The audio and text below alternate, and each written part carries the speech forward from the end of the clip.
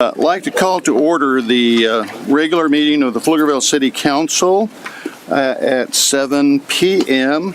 Ladies and gentlemen and guests, if you'll stand for the pledge and remain standing for a moment of silence. I pledge allegiance to the flag of the United States of America and to the republic for which it stands, one nation, under God, indivisible, with liberty and justice for all. Honor the Texas flag. I pledge allegiance to thee, Texas, one state, under God, one and indivisible.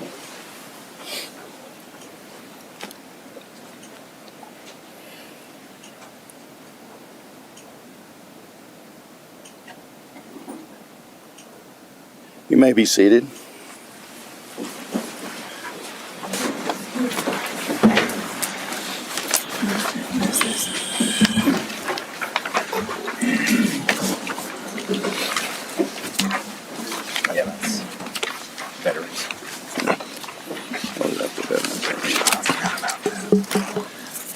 All right, moving on to our regular agenda here.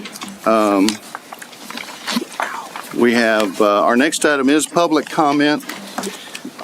In accordance with the Texas Attorney General's opinion, any public comment that is made on any item that is not on the published agenda will only be heard by City Council. No formal action, discussion, deliberation, or comment will be made by the City Council.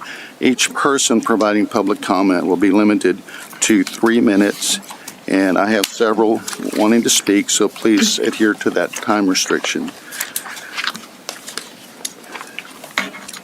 All right, hold on. Alan, you're first up.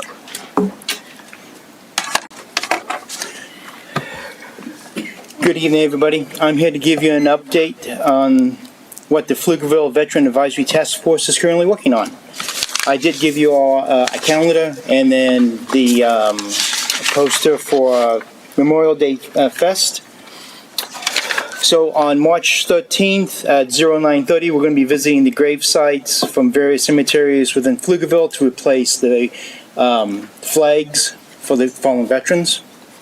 On March 24th, we're going to have a Memorial Day Fest, and I'm going to work with Trista on circulating this information on the city social media platforms.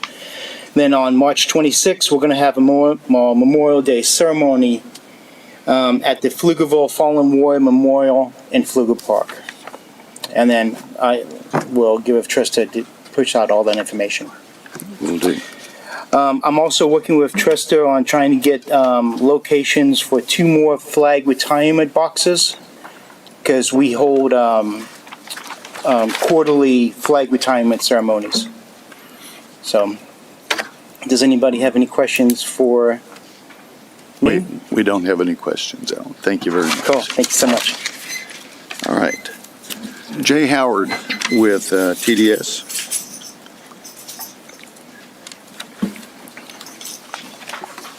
Good evening, Mayor and Council. Appreciate y'all giving me a few minutes of your time. I am Jay Howard with Texas Disposal Systems. We're a private family-owned solid waste and recycling company. Started back in 1977 here in the Austin area. We have heard rumors that the city is intending to do an RFP for services in the coming months, with the current contract coming to the end of its term early next year. And I'm just here tonight to express our interest in the event that y'all do in fact do an RFP. We look forward to the opportunity to compete for your business. We have a very unique business model. It's different than anything else in our business. We hope we get a chance to show you some things about that. Some of it we've already implemented in the city of Pflugerville. We've been a partner with the school district for about 13, 14 years now, and they are part of our Green School Solutions program, where we have a K through 12 curriculum, TEKS approved curriculum called Eco Academy. We basically turn the lunchroom into a science experiment where they learn the difference between waste and recyclables and compostables, and teach them just those end results to the waste that we produce. It's been very, very successful. My manager for years has told our owner that it's the most unique, best program of its kind in the country, and our owner has said, you can't say that, and you can't say it if you can't substantiate it. Well, 3 weeks ago, we were invited to a program with the Centers for Green Schools, part of the U.S. Green Builder Association, where they named our program the Best of Green School Solutions. So we can say it now. Very proud of that. So we're providing that to the students here in Pflugerville already, and there's many, many unique things about the services we provide on the residential level that we really, really look forward to the opportunity of showing you all in the coming months. So thank you for your time, and y'all have a great evening. Thank you very much, sir. Mamie Stiles. You finally got a good computer. I did. I brought it last time. Did you really? Good evening, Mayor and Council. First of all, I just want to say thank you to those that have been doing so much advocacy for the Pflugerville Historic Colored Cemetery. I've heard a lot of good news and some progress. So, number one, thank you for that, and to continue to lean into the cemetery. And I hope to see the veterans' flags out there flown as well, because there's several veterans that are buried there at the Historic Colored Cemetery. Also wanted to say that, just to quickly introduce myself, my name is Mimi Stiles. For those that do not know me, I am a longtime advocate for community well-being and public safety, for those that do know me. And I come to you today not just as a nonprofit leader, but also a person that has a long-standing history working between law enforcement and the intersection of community engagement and community trust building. And I also have recently seen, and I'm sure everyone here has seen, some of the noticeable increase in police presence a few weeks ago at the Pop Center, right off of our main roadway here. And so what should be a joyful night has become a source of fear for some folks. And I've heard from families, I've heard from young people, I've heard from small business owners that they do not feel comfortable. And so what I'm hoping is that we kind of come to a collective understanding that that is not community safety. When people do not feel comfortable, that is surveillance. And it sends a really chilling message that our presence alone is a cause for suspicion. And so I want to be very clear once again that public safety is not just the absence of crime, it's also the presence of dignity, the presence of trust, and the presence of freedom. It means that everyone, Black, Brown, Indigenous, everyone, working class, feels safe grabbing food, dancing with friends, or just simply being with community. I also want to emphasize that there is a better way. Right? A way that's really rooted in relationship and communication and clear policy and signs. If there's a sign that says do not park somewhere, like, that's helpful. And that we can really invest in community-informed approaches that really do honor humanity. So that's all I have. Thank you very much. Thank you. Alan Crider. It was under 3 minutes.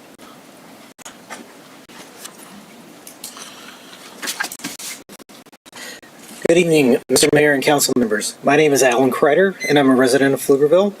I'm here tonight to offer, maybe a different perspective on the Pflugerville Police Department, particularly in the light of recent discussions about over-policing. My involvement with the police department, specifically my involvement in the Citizens on Patrol program, has been overwhelmingly positive. I joined the COP program because of my desire to become more involved in our community and to support law enforcement.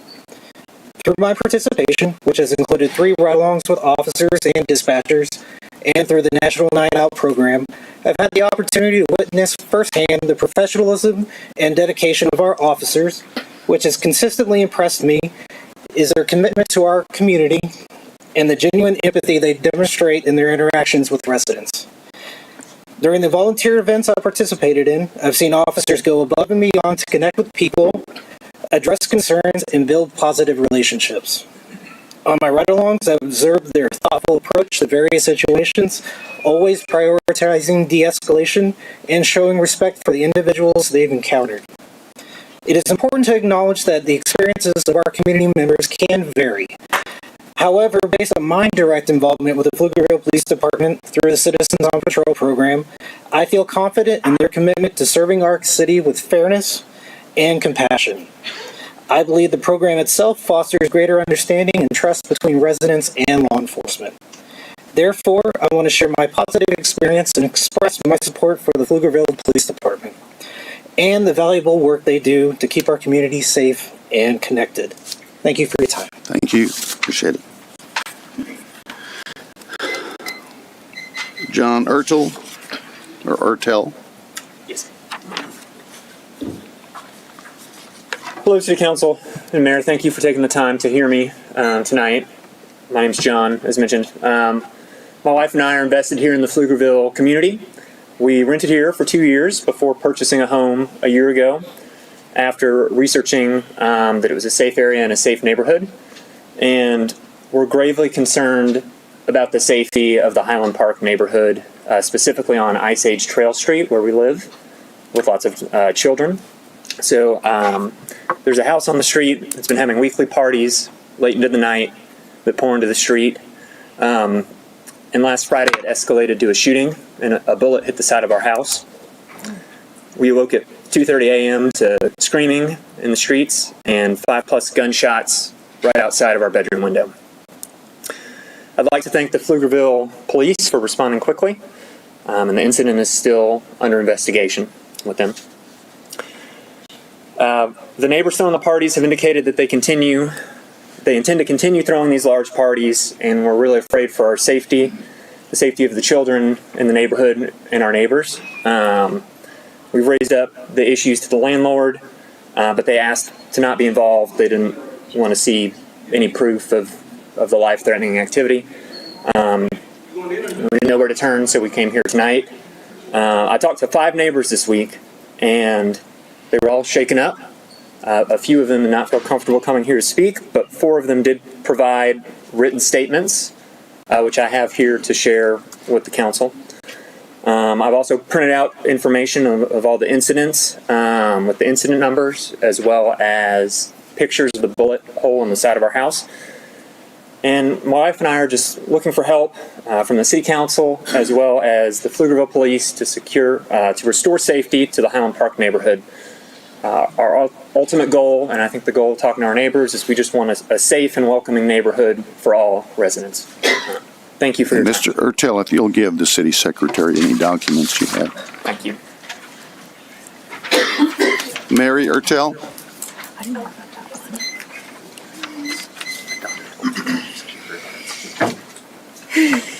Thank y'all for your time. I really appreciate your willingness to listen. My name is Mary, and I also witnessed the event that John just spoke about, which occurred on Saturday, April 19th at 2:30 a.m.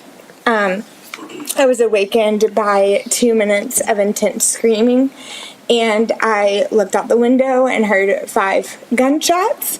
In a panic, I screamed and hid behind our safe in a closet on the verge of a panic attack.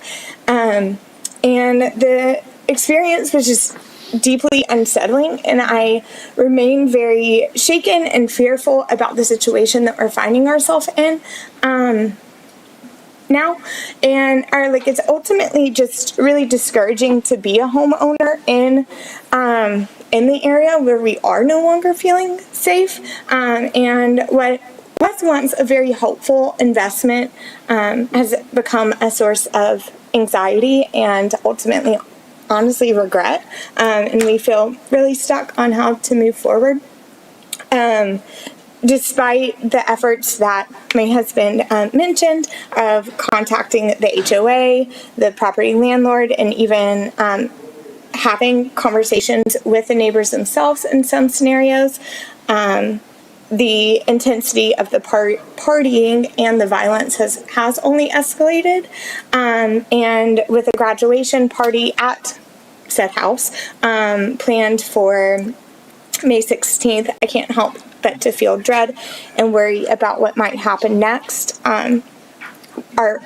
Ultimately, we are so worried that we are canceling plans with out-of-town family, and leaving town for the weekend since we do not feel safe in our home. And we ultimately just haven't been able to stop thinking about it. But we just appreciate your time and your willingness to listen and help. Thank you very much. Appreciate it.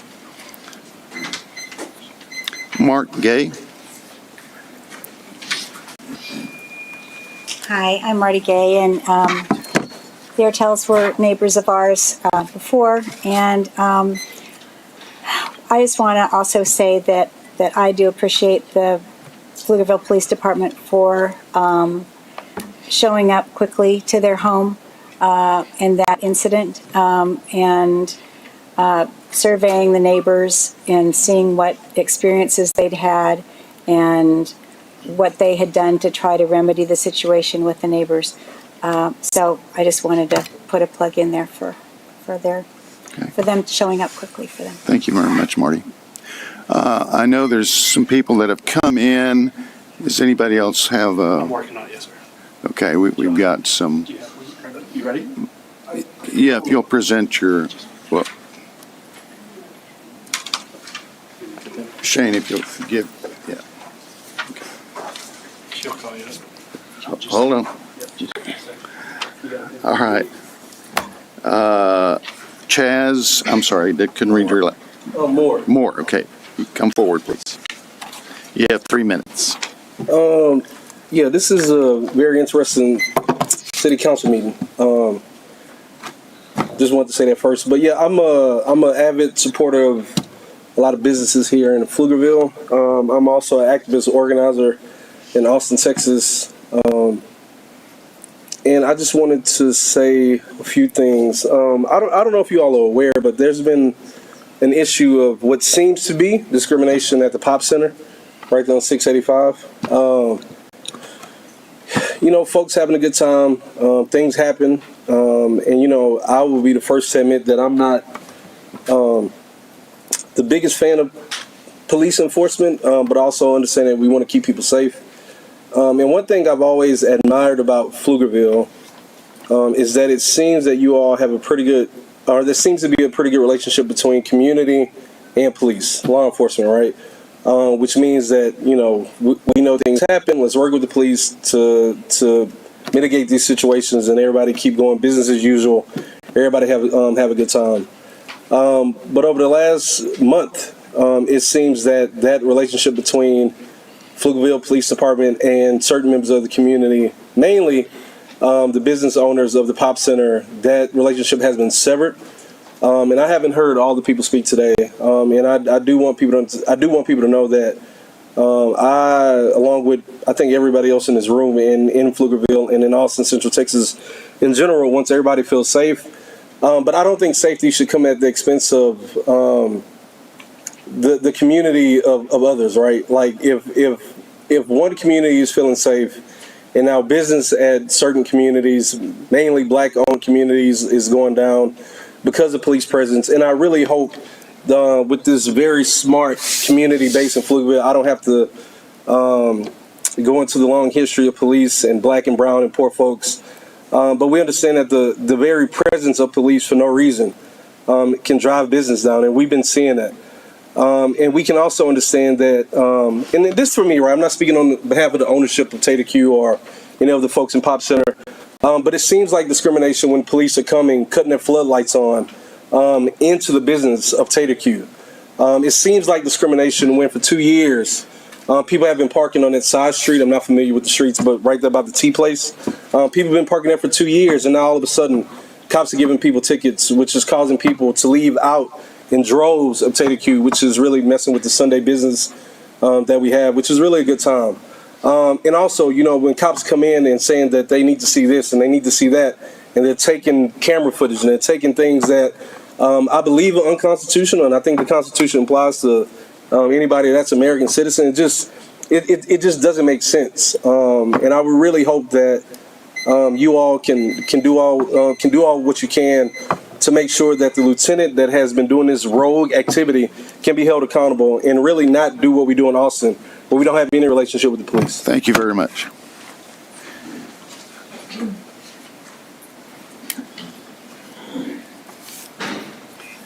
All right.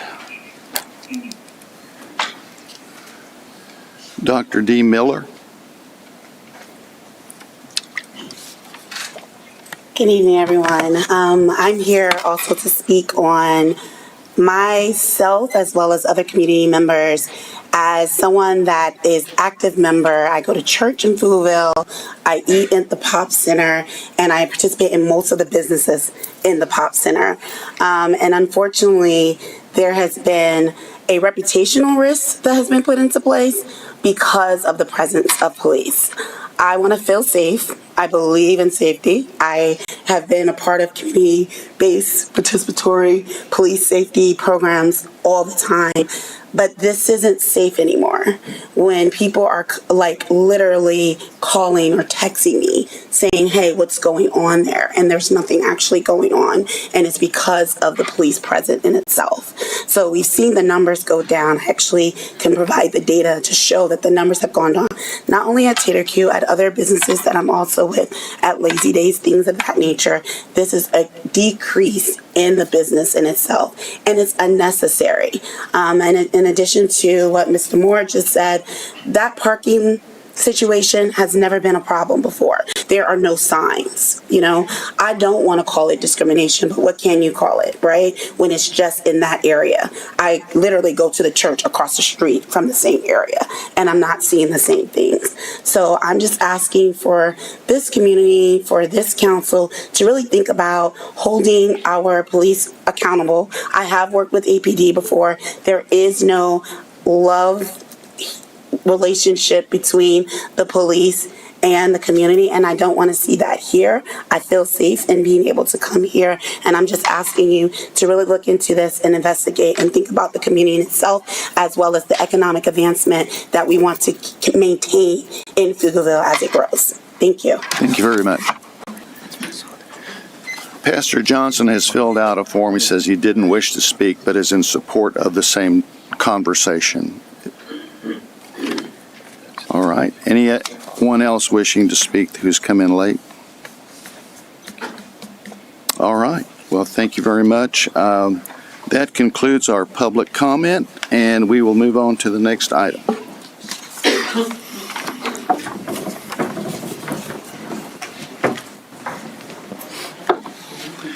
I have 4 proclamations to announce this evening.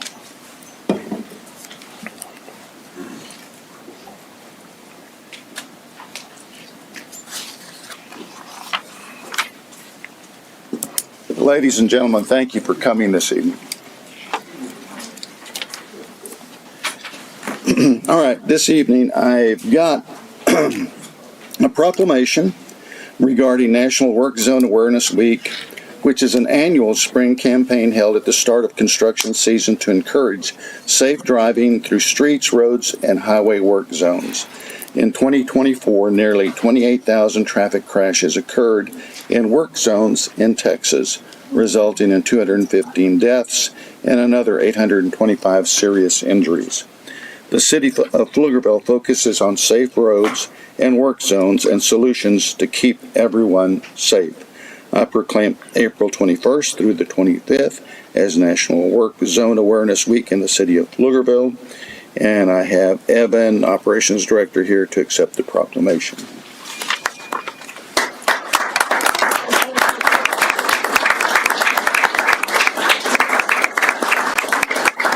And his team.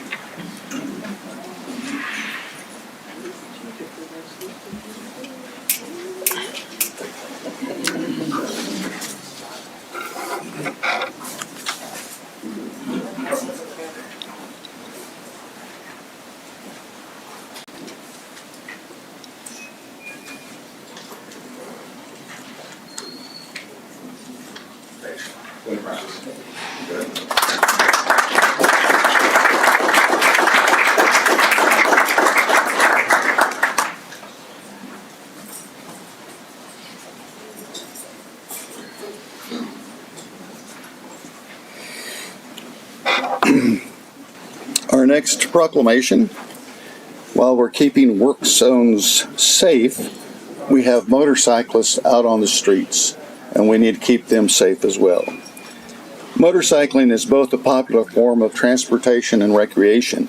It is the responsibility of all who put themselves behind the wheel to become aware of motorcyclists. Motorcyclists are roughly unprotected and much more likely to be injured or killed in a crash than other vehicle drivers.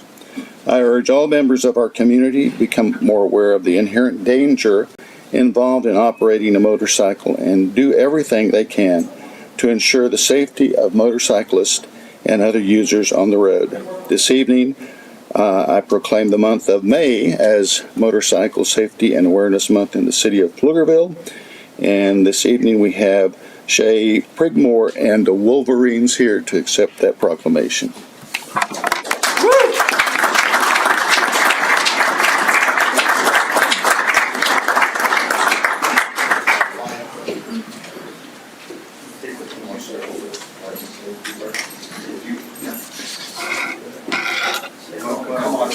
Space up over here, officer. There you go.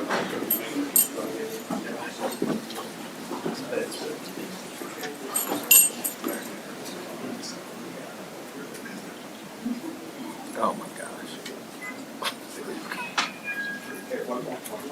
This is a short agenda.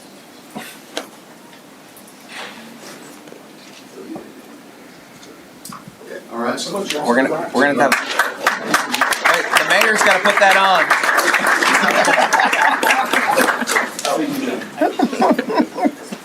Hello, I just wanted to real quick thank the city council, the body, thank God for this day. Many years ago when we founded the Pflugerville chapter of the Wolverines, which I'm very proud of being an MC member, and then specifically with the Wolverines, we made a commitment that we wanted to make this Pflugerville city better. We're not here to take nothing, okay? You see us in the community, you're okay to come up and talk to us. Anyway, three things of safety we wanted to talk about.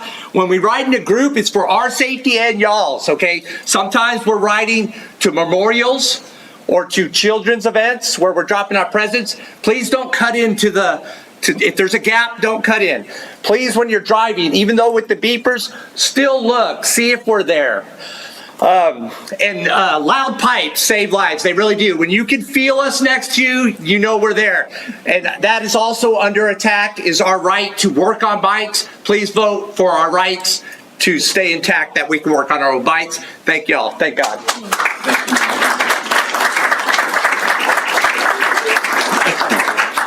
all right. Thank you, gentlemen. If y'all want to rev up the bikes when you leave, that's We might set some alarm bells. We're not getting in the cars. Asian American and Pacific Islander Heritage Month is observed during the month of May.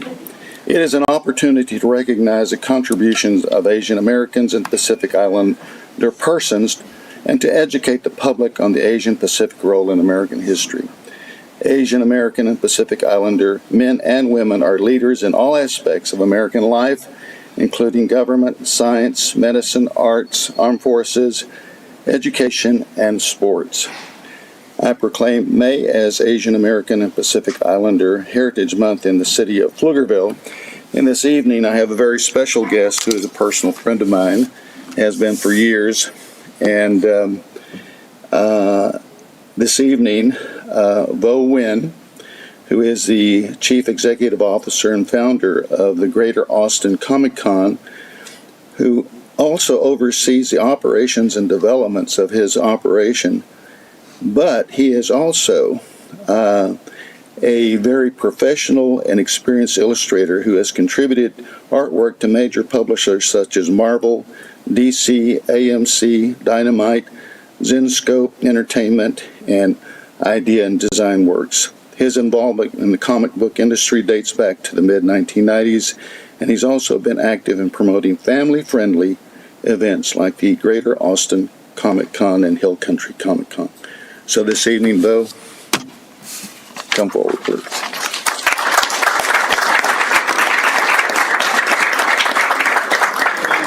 He brought his lovely family, too, by the way.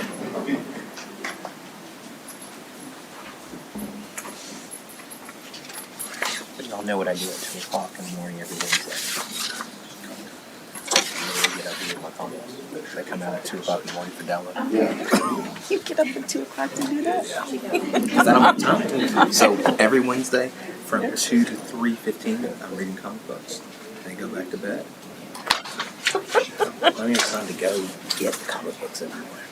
Can't you just wake up a little bit earlier than you normally are and then? It's like a kid. Like Nintendo Switch 2 pre-orders is like at midnight Thursday, and I'll be up to get that. Well, generally, I'm going to bed at that time. No, that's true. You are a night owl.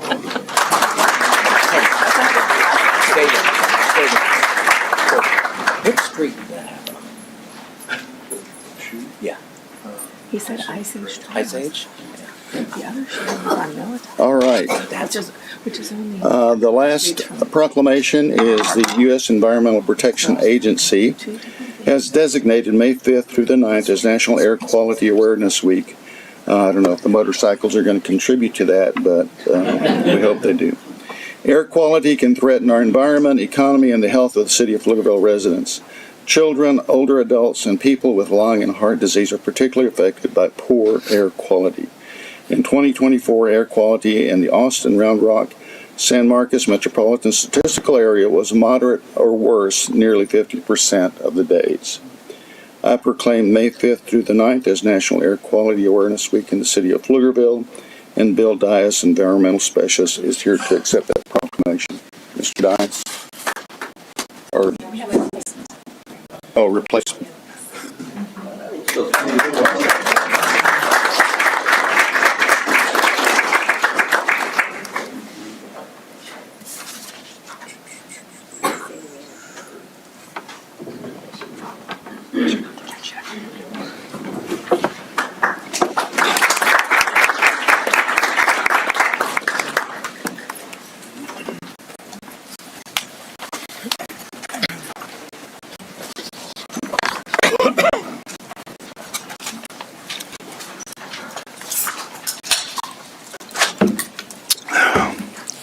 And before I go to the next item, we'd just like to note that we have in our presence former Mayor Pro Tem Omar Pena in the back. Welcome.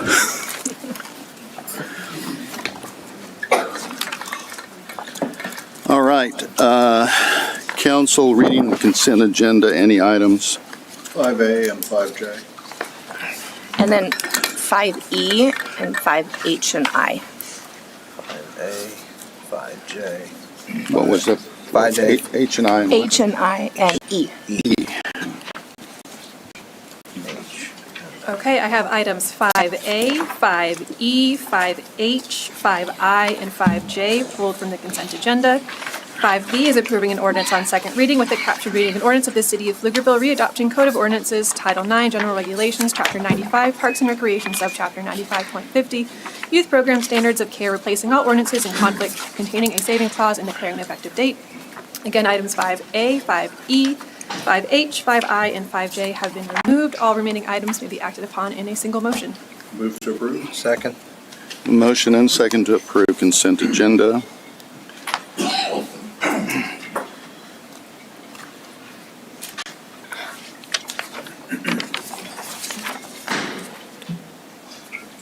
Uh-oh. There we go. And motion carried. Thank you. All right, we'll move on to 6A, public hearings.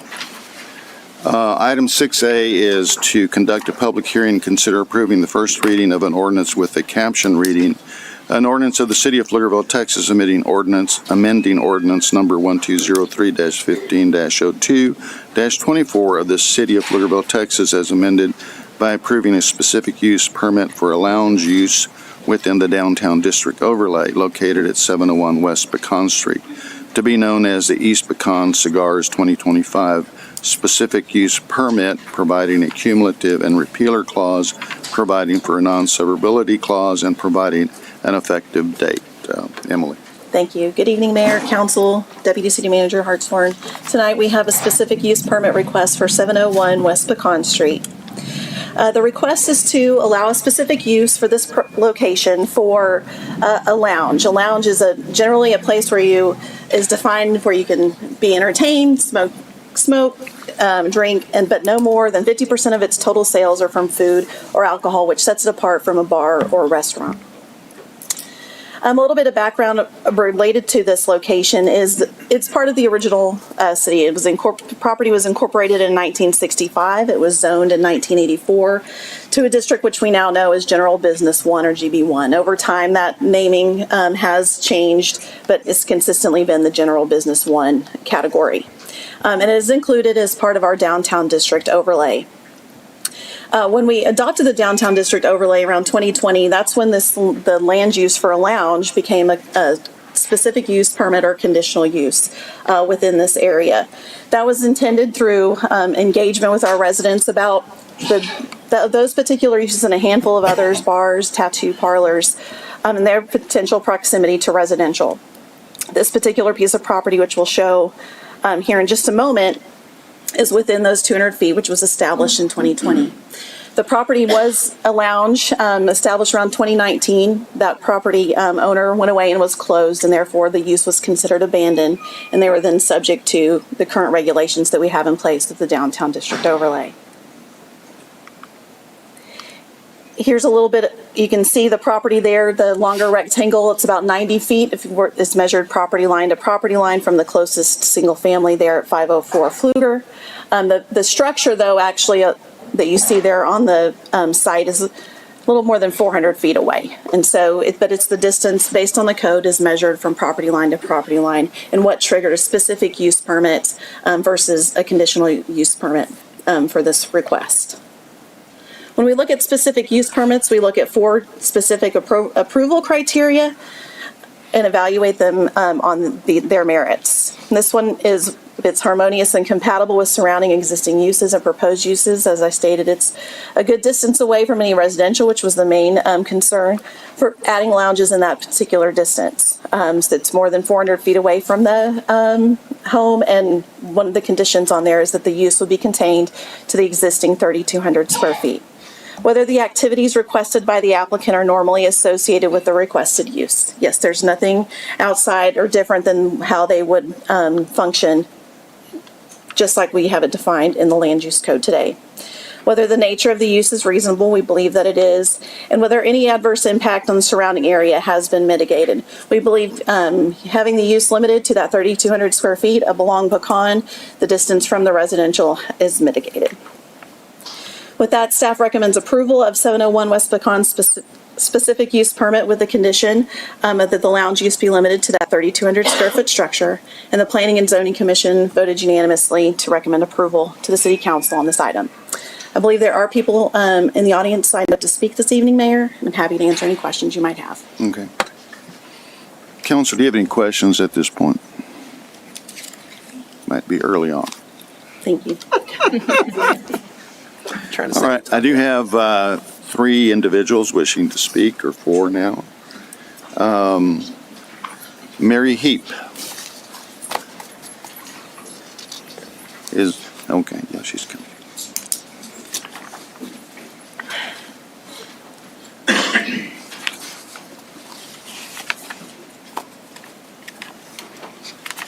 Good evening, Mayor and council members. My name is Mary Heap. I live in Oldtown. I attended the Planning and Zoning Commission meeting on April the 7th. A city staff member presented the details of the proposed new location at 701 West Pecan Street for East Pecan Cigar Lounge. It appears that the city has been very proactive in the relocation of this business.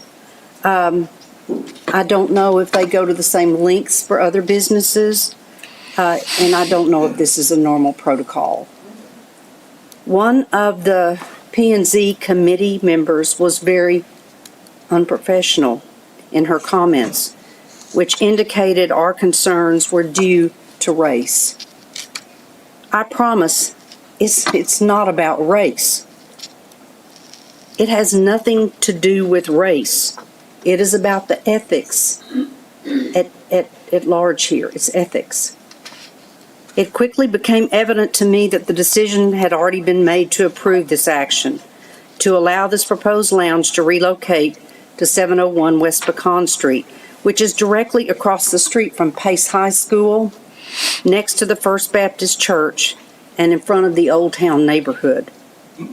And they will be serving alcohol. Whatever stripes you want to put on this, it's a bar. There is no barrier of this property from Pecan to Fluger Street, therefore exposing the Oldtown Neighborhood to this business in both sight and sound.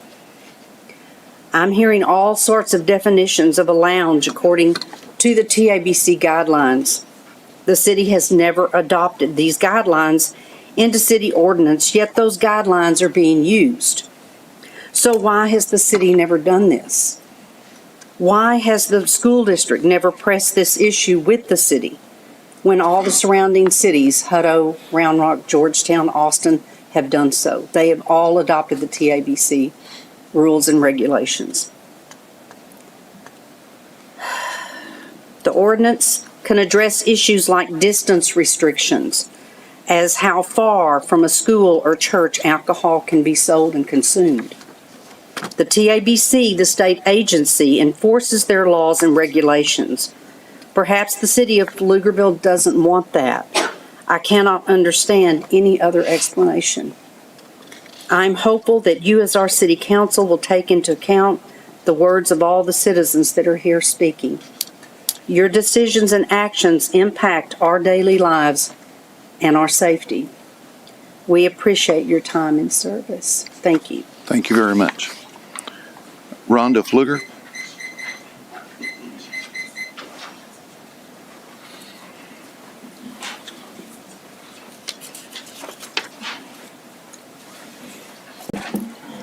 Hello, and thank you. I'm Rhonda Fluger, and following is a list of reasons the Planning and Zoning Committee used to justify their vote for the approval of the bar lounge at 701 Pecan. I felt that they did not know this property and also had their facts wrong. One of the reasons they approved was the need for tax dollars. I was a small business owner here in Pflugerville, and I'm aware that spending locally is better for our tax revenue, but we can do better than selling tobacco and liquor for tax revenue. But the building has been vacant and that it would like to see it occupied. I've never seen a for lease sign on the property. I think there would be plenty of small businesses that would like that spot if they knew it was available and how to contact the owner. Even though it's not been advertised, it was occupied several times, but the businesses failed. Even last year, someone was going to make it into an event center. We don't know what happened, but they disappeared. Maybe zoning, licensing, financing, or lease problems. 3, this is their reasons. Sorry. Those similar businesses, such as bar lounges, were already on Pecan Street, so they couldn't justify voting against the zoning change. Pecan Street is aligned with old neighborhoods on both sides. These neighborhoods were here long before the bars. Historically, there were only 2 bars along Pecan Street. Now we have 6 in a 7-block area. With the cigar bar lounge, that would be 7. So we just keep approving bars. What is the stopping point? How many do we need? These bars have caused problems with the neighborhood, noise, parking, trash, drunk driving. These neighborhoods were all here before all the bars moved in. So to justify that we need to keep approving zoning for bars because we have in the past limits us to a bar district. Pflugerville could do much better. 4, that the noise from the business could not be considered is a reason to deny zoning because there is a noise ordinance, that they need more data on the noise. I know that people fought hard to get Hanover to reduce noise, and many of my neighbors have complained about the noise from the now existing bars. So what they want us to do is to get out of bed at 11 p.m. at night with the decibel measuring device, go to the property line and measure decibels, record, call the police, have it documented so we can have data. 5, that we have a business selling liquor right next door to the school and that this could not be worse than that. There are 2 restaurants that are closer to the school than the proposed bar lounge. Both these restaurants serve alcohol, but here's the difference. 1, they don't have loud music. 2, Food is not their primary business. Food is their primary business, not liquor and tobacco. 3, and most importantly, they close at 10. So, very different from a bar lounge.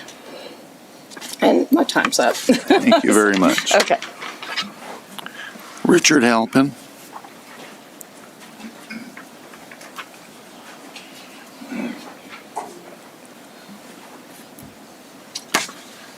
Hello, Mayor, council members. Thank you so much for your unselfish service to our community. I'm here as a member of the Oldtown community. Our home is directly behind this proposed bar. We're very concerned because this bar has alleged to have had customers in the past right down Pecan, create such noise and such waste, trash, parking problems, keeping people up late at night, children not being able to go to bed, and other kinds of behavior from their customers, that we're deeply concerned that this kind of behavior would happen again here at this proposed new location. I'm sure none of you would want people playing loud music or having drunken visitors coming over to your house or your property. So I think you can understand our concern about this. As Ms. Heap just said, it's across the street from Pace, which, as you know, is a wonderful campus for our learning different young people, many of whom have come from families who have been profoundly traumatized by tobacco and alcohol.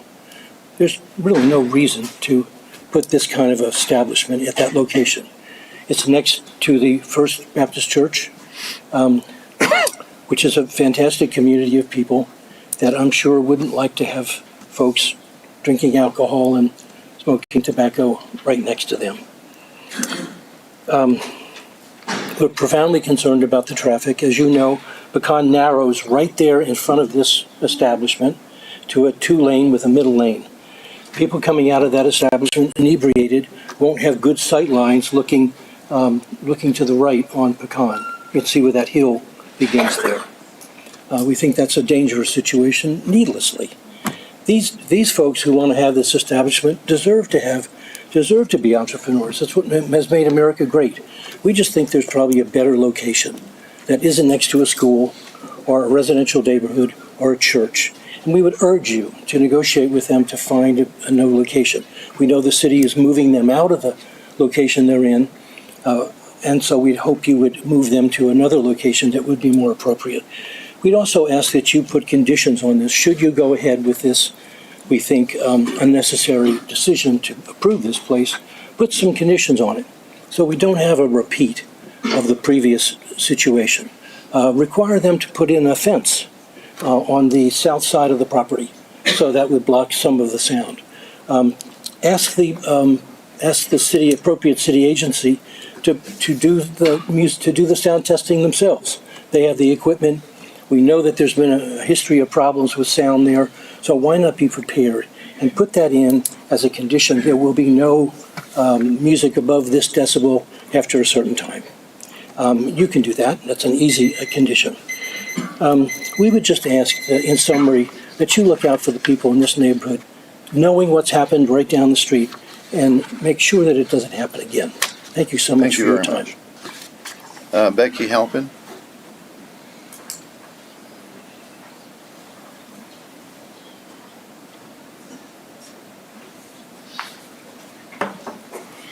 Good evening, everybody. Thank you for hearing this. I would like to start off by making really almost a formal complaint against the notice that was issued for this. According to state code and city law, you have to send notice and drop it in the mail 11 days before a hearing, for the planning and zoning hearing in this case, to all the people that are affected. So that would have been March the 28th, that they should have put a letter in the mail to all of us that were affected, and our house is one of the ones that received the notice. And so that gives you 11 days for people to understand what's happening, find out information about it, and make a decision. And I think that's, it's a good law. You could go before that. You can mail anytime before that. That is the very last day you can mail. So according to the staff, because I complained, at Planning and Zoning. They complied with the law. The letter I received was frank. That means they paid for it on the 28th, the very last day they could have put it in the mail. And it took the 28th, the 29th, the 30th, and the 31st of March, the 1st and the 2nd of April before it even got to the post office. And then 2 more days to get to us. So we actually received notice 1 business day, Friday late afternoon before the Planning and Zoning meeting on Monday. And even if it complied with the law, which I don't really think it could have, it doesn't comply with the spirit of the law of noticing people, giving them notice in Pflugerville who are affected by these things and giving them a chance to understand what's going to happen. So I think we can do better than that, and I ask that you ask the staff to do better than that. As far as the building and the business itself goes, it is my fervent hope that it not turn into a big outdoor event center. They want to park 70 cars there, they're talking about. That's a lot of cars. There's not room to put them all in the cement. They would have to put them on the dirt. There's a big field behind it. I think I understand there's a septic system that serves the building, so they're going to be parking on their septic field, if that's the case, if that's true. And I'm hoping that the city will monitor that. There's nothing kind of worse than a broken septic field that people are parking on, especially when you have that many people come into your establishment. I hope they will stay indoors, enjoy themselves. I want them to have fun. I like everybody to be happy. And I hope very much it doesn't turn into a big outdoor kind of BYOB thing where people are bringing their own stuff and having a big party outdoors, because it's a straight shot to our house with all that noise. I mean, there's nothing between us at all. So I'm very sad that it's across the street from a school, not because I think the kids are going to go over there. I don't, just because I think drunk people don't do well with school children. Anyway, thanks a lot for your consideration. I appreciate your service. I have a form here. I think the last name is Gary. I can't read the first name. Mr. Gary. Chris. My name's Chris Gary. Sorry you couldn't read that. I'm the pastor of administration and children at First Baptist Church. Right next door, we share a property line with this proposed business. First Baptist has been in the community for 51 years. We're a very active church. Over 1,000 members that attend regularly throughout the year. We are very excited about the new prospects of what's going to happen in downtown. Being the anchor there at the western gateway to the new downtown, we're excited about being a part of that, the growth and the things that are going to be taking place. This past week, you were forwarded to you a special warranty deed that's been in place since the sale of the property to the new owners that we sold to them. This deed was added to prevent the sale of alcohol or an adult entertainment business in this particular location. It was signed by both seller and the buyer with no concern to the limitations that were placed upon it. We're concerned about the specific use permit for the alcohol sale, not just for East Pecan Cigar, but for any business that would come into that particular location. The owner knew when he signed that specific warrant deed that our concern about the alcohol sales. We believe that this violates the spirit of the very document that I'm talking about, that you have copies of, that was entered into in good faith with the current owners. We believe there would be a better location for an establishment, any establishment who wants to sell alcohol, than next door to us, across the street from Pace and directly to our neighbors in Old Town. The state of Texas, the sale of alcohol is generally prohibited within 300 feet of a church, a school, or a hospital. Cities and counties may impose more stringent restrictions. This specific information can be found TABC Guidelines Section 109.33, the sale near schools, churches, and hospitals. I understand that the current property that the cigar shop is in now, leases from, has been sold to the city, and that's a reason that they're needing to move within 6 months. As one of our neighbors said, that it seems to a process moving very quickly to be able to get them into this particular place. I do agree on April the 7th at the Planning and Zoning meeting, our citizens, the comments, while some thought were disrespectful from the commissioners, I found more dismissive. We have to do this. This is our process. So say or say, we've already decided on what we're going to be doing. The staff, city staff made their presentation of the new business would be harmonious and compatible with the neighbors. Church, neighborhood, school. I don't see how a establishment selling alcohol is compatible with any of those three. The commissioners asked questions of the owners of the cigar shop and gave them ample time to explain in detail what their thoughts and plans were. Then they made statements as if they were fact, but did not give the community folks an opportunity to rebut what they said. We would just ask that you take serious consideration in what you're doing by rejecting this proposal. Thank you. Thank you, sir.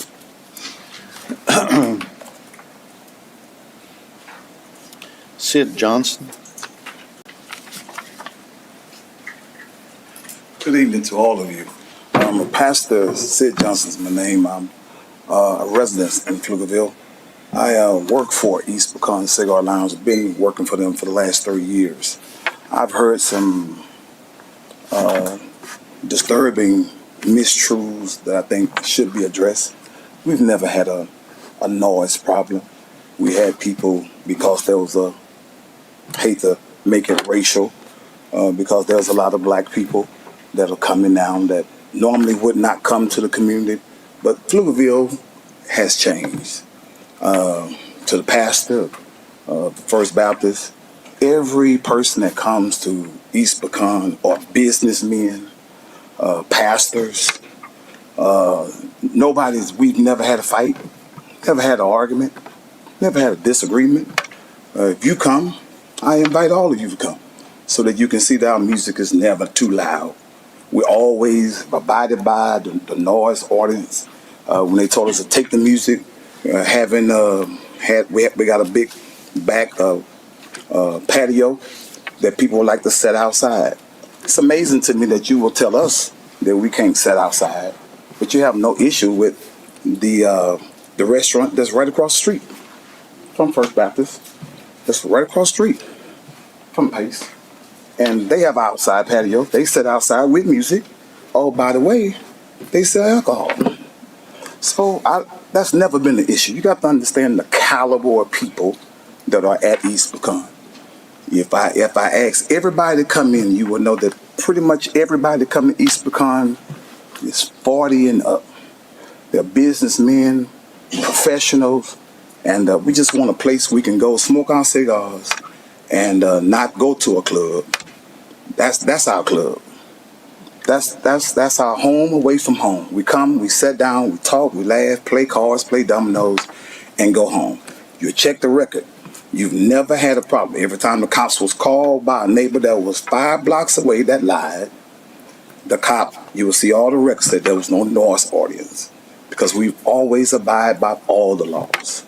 If there was a problem with parking or anything, it's been because of the place next door to us. It wasn't our clientele, it was the other clientele from Whiskey Room and Red Rooster, where we presently are. We're not going to cause a problem going to 701. I am a man of the cloth. I trust you. First Baptist, you will not have a problem, because the people there at East Pecan love the Lord. We love our children. We're about education. We're about being mentors and being examples. So I ask the council and the mayor to approve and let us have a place without no racial profile. Thank you, sir. Derek Smith.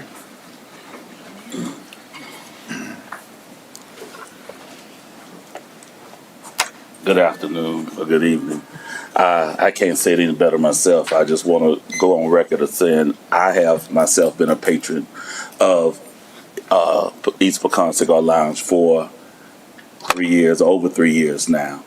And there's never been a case where we have been guilty of any breaking any laws. Never been a case of us playing our music too loud. There's been a claim, but there's never been proven or justified. It's just been mature men, grade like me, some younger trying to learn from me, but just a place to go and have us a quiet place, and we ain't got to worry about, any youngsters who want to cause trouble. That's what we have. That's who we patronize to. And it seems like as much as people have gotten up to speak, it's almost like you want to make us guilty before we've done anything wrong. It's almost like you assuming that we are going to break certain laws, and we're not. In America, we are guilty until proven innocent. And even though we've already been tried to be proven guilty, there's no evidence of it because we have not done anything to break the ordinances that were already set in place.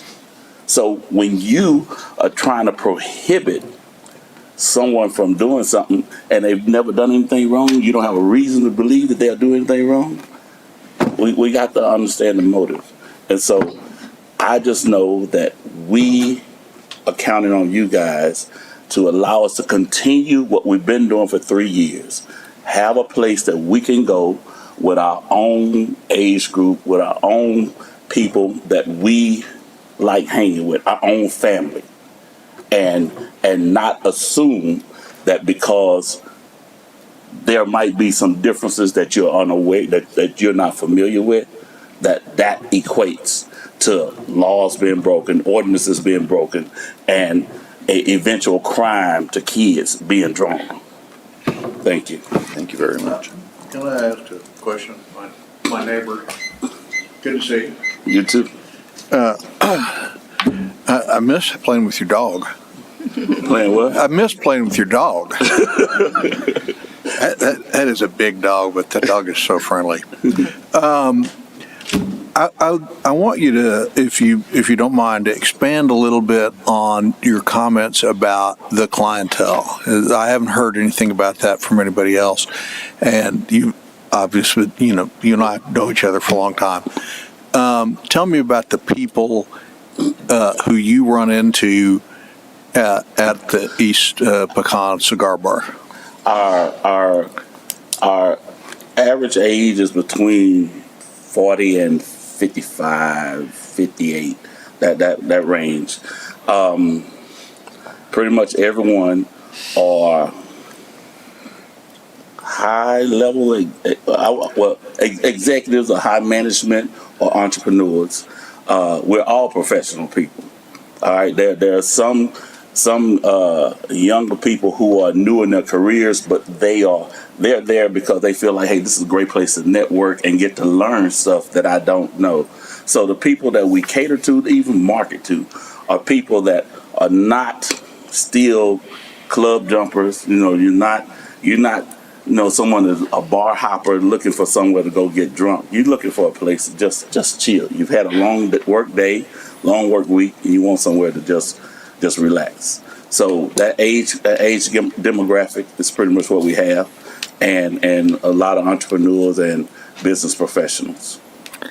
Does that answer your question? I think so. I want to repeat what you said in my words, and you tell me if I get it wrong. Okay. What you're saying is that the people here are not your, 20 to 30-year-old loud, drunk college students. Correct. They're people who have outgrown that phase in their lives. Yes. And maybe they want to have a scotch, have a beer, smoke a cigar, talk to their friends and colleagues about what's going on. And there's not a lot of dancing or music or not a lot of activity that would be disruptive. Yeah, we have music, but it's reasonably the volume is a reasonable level, Now, we're talking about Motown here? What are we talking about? Of course, we got to play Motown. Yeah, but we play it all. Jazz. There's some hip hop, because that crosses generations. So we play it all, but everything is played very moderately. Put it like that. We make sure that we know within the limits, and if, for instance, if the decibel level is 70, I can't remember what it is. If it's 80, we have never been within 5 decibels of that. Never been. So no matter how close they've come inside the boundary lines and still saw that it was not higher than that. So if anything, at least let us do something that's against the ordinance so you can come back and say, hey, you see, they really did what we said. Don't assume just because you're not familiar with the situation that this is going to be a detriment to your community. Wasn't the prior issue with the sound was the fact that the speakers were outside and they were asked to be moved indoors, so that would be an issue moving forward? That would be for the owner to say that. Yeah, so just real quick, Andre, Governor, Council. Yeah, so initially, my ignorance towards the ordinance, and I definitely own that, was that, yes, there were speakers on the outside. However, I think we all had the opportunity to meet. Rules were set in place, and after the rules were set in place, not one call was made. Not one police officer was out. Not one person came in drunk. So you remediated the issue? Immediately. We were initially told that we have to run our dBs less than the people that are next to us. And if I can recall, you basically said, why would that be? Why would we have to be different? So let's just leave it the same. I purposely make sure that we ran them less, just to accommodate the people in the back. I still have 5 to go, but I typically run at 75. And that's just for accommodation purposes, because I know that, we wanted to be compliant, better than compliant with what was offered to us as far as our DBs are concerned. And one of the reasons why that your clientele is a higher end clientele is one, I don't know if people know this about Pflugerville. So Pflugerville has one of the highest per resident homeownership capita in the region. So we're always up here number 1, number 2. For example, the median income for a black family in the United States is around $52,000. Median income for a black family in Pflugerville is about $108. Correct. And for what you sell, because your cigars and everything else in there, most folks can't afford. Unless they got some money, they're going to be able to afford to go and pay for those cigars and those other aspects with that. So that's what tends into that higher end clientele, as opposed to college kids or someone else that would actually go into that. Correct. I actually coined it towards like playing golf, right? It's obviously a different motions, if you will. However, golf is not cheap, right? So you have to pay for your balls and your fees and your carts and whatever else that they have to pay for. Same thing applies here. If you want to allow for us to talk, I'm sorry I just jumped in, but I know you had a question. I can answer. No, go right ahead. I'd like to invite the other owners. Yeah, no, he talked about the clientele, but you know more about your clientele than my neighbor does. So you. Why are you calling your neighbor out? He's a good man. I don't want to hide the fact if you would give your name friend and down the street. I got your name. I just asked. Yes. Sure. Good evening. My name is Larry Foote, and I'm also a resident of Pflugerville as well for over 25, 30 years. Tashawn Robinson, 26-year resident of Pflugerville. And one thing I wanted to add, you talked about clientele, it's a man's thing. You have a lot of women that smoke, and this is their time away in their third place.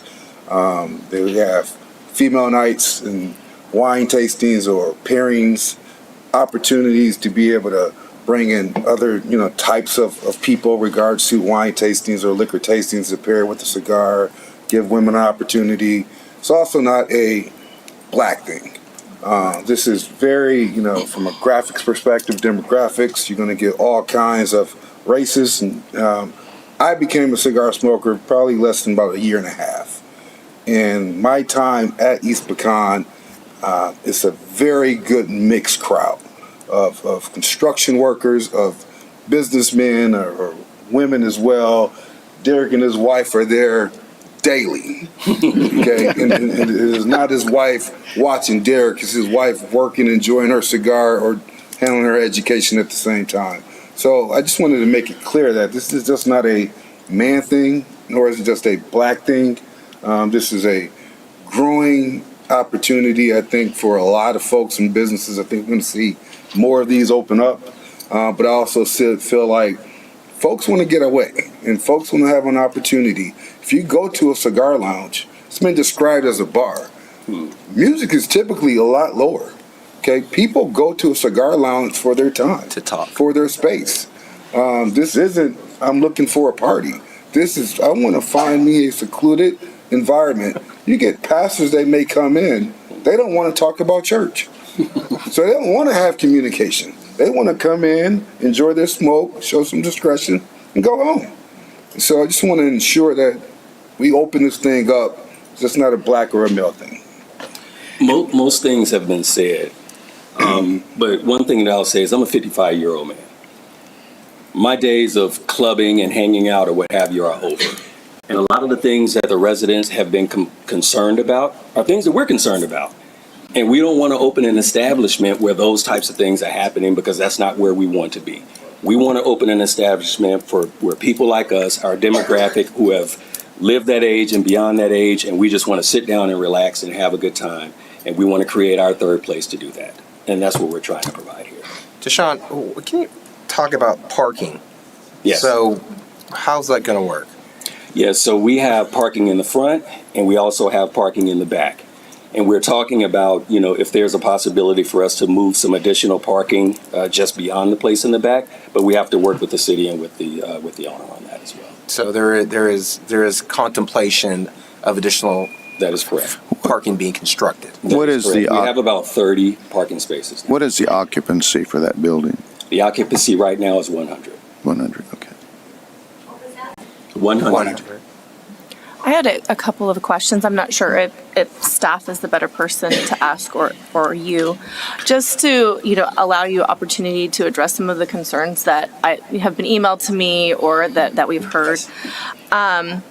So sometimes in zoning there's landscape barrier requirements between different uses, and so I didn't know if there was anything that you could elaborate on, to address the noise concerns of the residents who are near. Yep. So this is the first step in an entitlement process for a land use. And so just to kind of walk through that just a little bit. So they're working through the zoning. They'll still need to go through a site development permit, which will look at landscape buffer from residential, the parking that they've mentioned, wastewater service, those elements that have been brought up. Then beyond that, they'll work through the building permit process where the final occupancy will be established. That's based on the square footage for the lounge area versus what's going to be set aside for the office space. And then that'll be established at that time. That'll all get constructed, and we'll go through a certificate of occupancy where all of our inspectors and inspection teams go through the site to ensure that the code has been complied with prior to issuing any type of certificate of occupancy. Emily, somebody said this facility was served by a septic tank. Is that true? There's septic on the site, and we're working through the wastewater connection for the property. Okay, so yeah, we're not going to be using septic tanks, correct? Correct. It's a complicated, because of its older status. That You got grandfathered?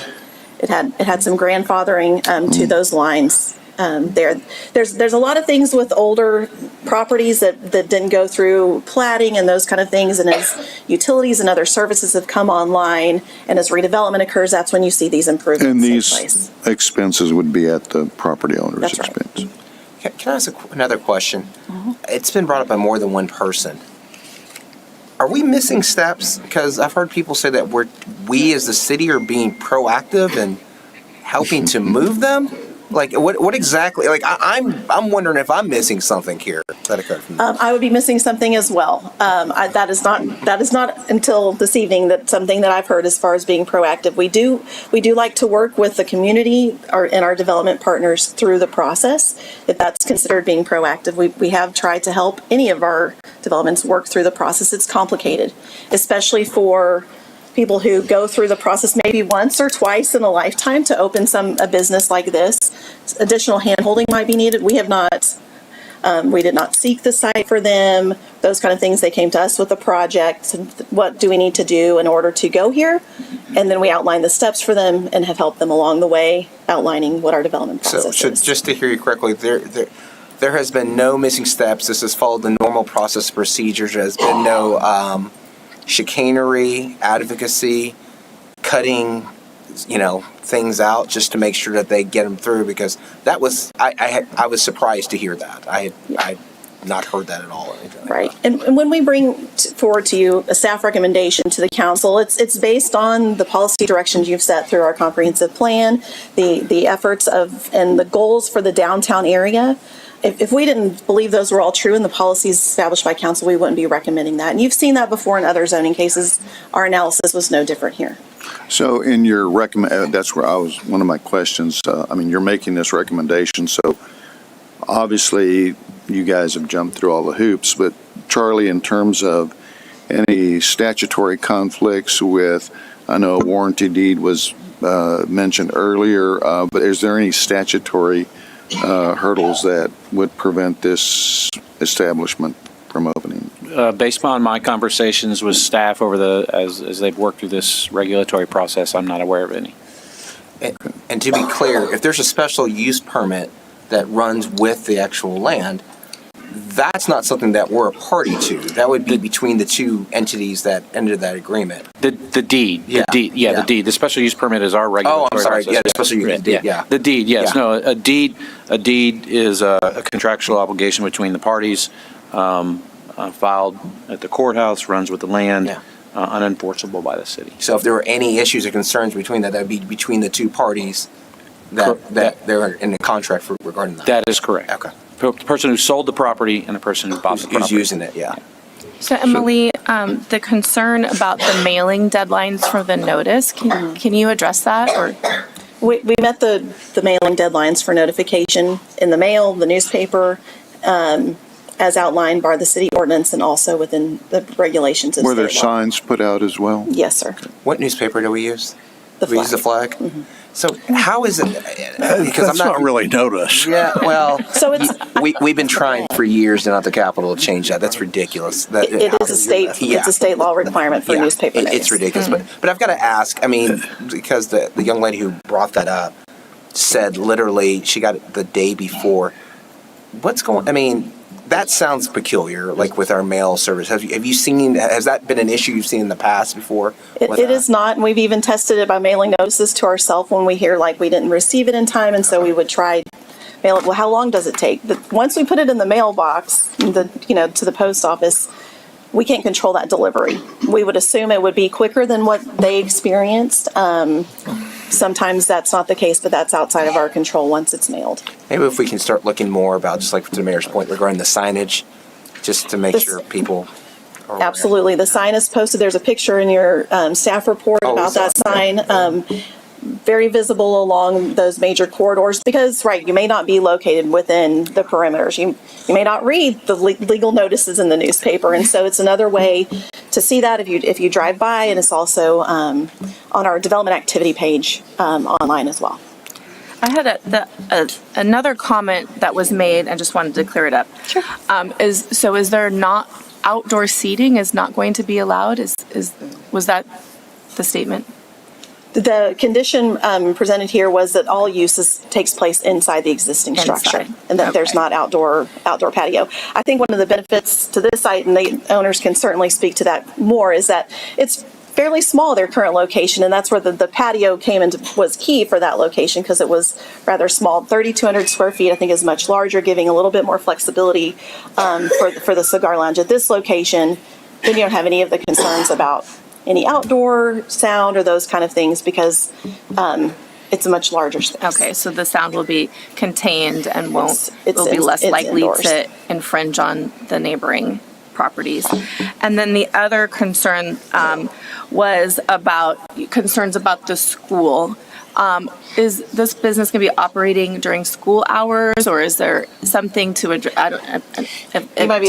hours of operation? that concern that was brought up? Areas of operation, what 10? Talked about it. Yeah. So our tentative hours of operation are noon to 10 p.m. Monday through Thursday. Friday and Saturday, noon to midnight. And then on Sunday, 2 to 10 p.m. And to avoid crossover with the church traffic. And the reason why we selected those times is, as mentioned before, as soon as you cross over that school property line, you're at the Venezuelan, I believe, restaurant. They sell liquor there. You mean Fogonero? Yeah, and then you go 2 doors down, you're at the Mexican restaurant, and they have a full bar there as well. So, I mean, and the likelihood of someone going into an underage person buying liquor in a restaurant as opposed to a cigar lounge, I think is more highly than it is, because if you look like a kid, I just don't see a kid coming into our spot and going like, hey, sit at the bar, we got you. What you smoking? You know what I mean? So, I don't think that's So gonna happen. you're going to follow all the laws about carding and all of. Yeah, well, we do that now. Yeah, Right? Just like if a lot of people don't look their age, right? So we do that anyway. But it's just, I just think that they would be kind of somewhat skeptical, and if they have any sort of just kind of like, hey, I don't think I can do that, but I can probably go into this restaurant and have a friend sit next to me and buy me a drink, and I drink the drink, but you can't come sit next to me and buy me a cigar, and I'll sit there and smoke the cigar with you at our spot, right? Because it's just, it's never happened, and I just can't see anyone doing so. So the reason why we adopted those hours was because we were kind of mirroring what was already there, as opposed to trying to create something different than was there. So again, compliance is one of the things that we keep top of mind, and that was one of the reasons, that's one of the ways we want to comply with what was already currently in place. The distance is actually closer. The ability to get there is very much, you literally cross over the curve and you're right there. Mm-hmm. You have to cross lanes to get to our spot. So it just made sense to us. So Emily, I wanted to ask a question to Emily. Emily, we have Willie's across from Hendrickson. Has that been an issue from law enforcement standpoint? Have we heard anything? No, I have not heard anything. Okay. Additionally, wasn't this correct me if I'm wrong, I could have sworn, wasn't this a vape lounge? It was a lounge, and that's what I mentioned in 2019. That was the original use. And at that point in time, it didn't require a specific use permit because the overlay at that time allowed it by right. Did we have, I don't remember. Did it serve alcohol before? I think I asked that. I think it was BYOB. Okay. I didn't know. If I may have the owners back to the podium to ask a question. This is about relationship with the city, and so, racial profiling hasn't been tolerated and will not be tolerated. And so I wanted to know if you could elaborate on your relationship with the Pflugerville Police Department at this time. So me being one of the sole owners, because Delton is no longer part of it, I think it's a great relationship that we've established. I know that when they've come up there prior to my ignorance and not knowing the speakers on outside, I think they handled themselves in a very professional manner. No one was disruptive. I believe one time we were over capacity. We told people to leave, right? It was really quite that simple for us. So I don't see any problems there as far as racial profiling. I'm just like anyone else. I would be a big advocate of just equality across the board if in fact I did see that. From what I've seen thus far, we get a couple of officers come in here and smoke with us anyway. So it's kind of the idea of just creating that type of environment where everyone's inclusive, right? Again, Kimberly, you probably would have been the first person I called or even got in contact with if in fact that was a problem. I think it's really important for people to also know you are an owner or co-owner of Crab Kings as well. So you have relationship with us here in the city. So I thought that question was really important as we've heard other comments. Yeah, it's important because, I purposely didn't want to get into that because there's my viewpoint on a lot of things are maybe somewhat slightly different. I do like the idea of protection. Some of the other things I or Larry, we haven't experienced, so it's kind of hard for us to comment on those things. So we just kind of avoid that together. Now, the thing that I do state is that if in fact the practices were not done elsewhere, based on the demographics, then yes, I have a problem with that. I don't know. But I've spoken with the chief, I've spoken with the city manager, I've spoken with several other people, and what I've heard is that it definitely is a common practice for the instances that took place on there. So I left it alone, right? But again, if it's proven that those particular practices are something that was just done for the demographics in that place, then yes, I do have a problem with that, right? So I have yet been shown or told that those practices had not been used elsewhere for whether it's at what is the place off Grand Avenue, Country Bar over there? I believe it was. It's not there anymore. You're thinking of Grand. No, not Grand, but the one across the street. The country bar? The country bar. I don't know. Just know that there's. Yeah, I was told that. Yeah, I don't know. Country bar. Is that in the city limits? That's not in Pflugerville. I don't know. I don't. Oh, it's not there? I don't think That's in the Austin Okay. ETJ. Whiskey something. Yeah, so I was told that it was done somewhere there, and then another bar that's over here by right off the access road on going into Black Hawk, Big Willie's or something was in the back. Like you got to go through a parking lot back there before you get to this big spot. Uncle Gary's? Gary's. yeah. I was told that it was done there too. Yeah, so. that doesn't exist either. I was told that happened at Whataburger. Yeah, Whataburger when they're racing cars and stuff like that. So again, it's a touchy subject.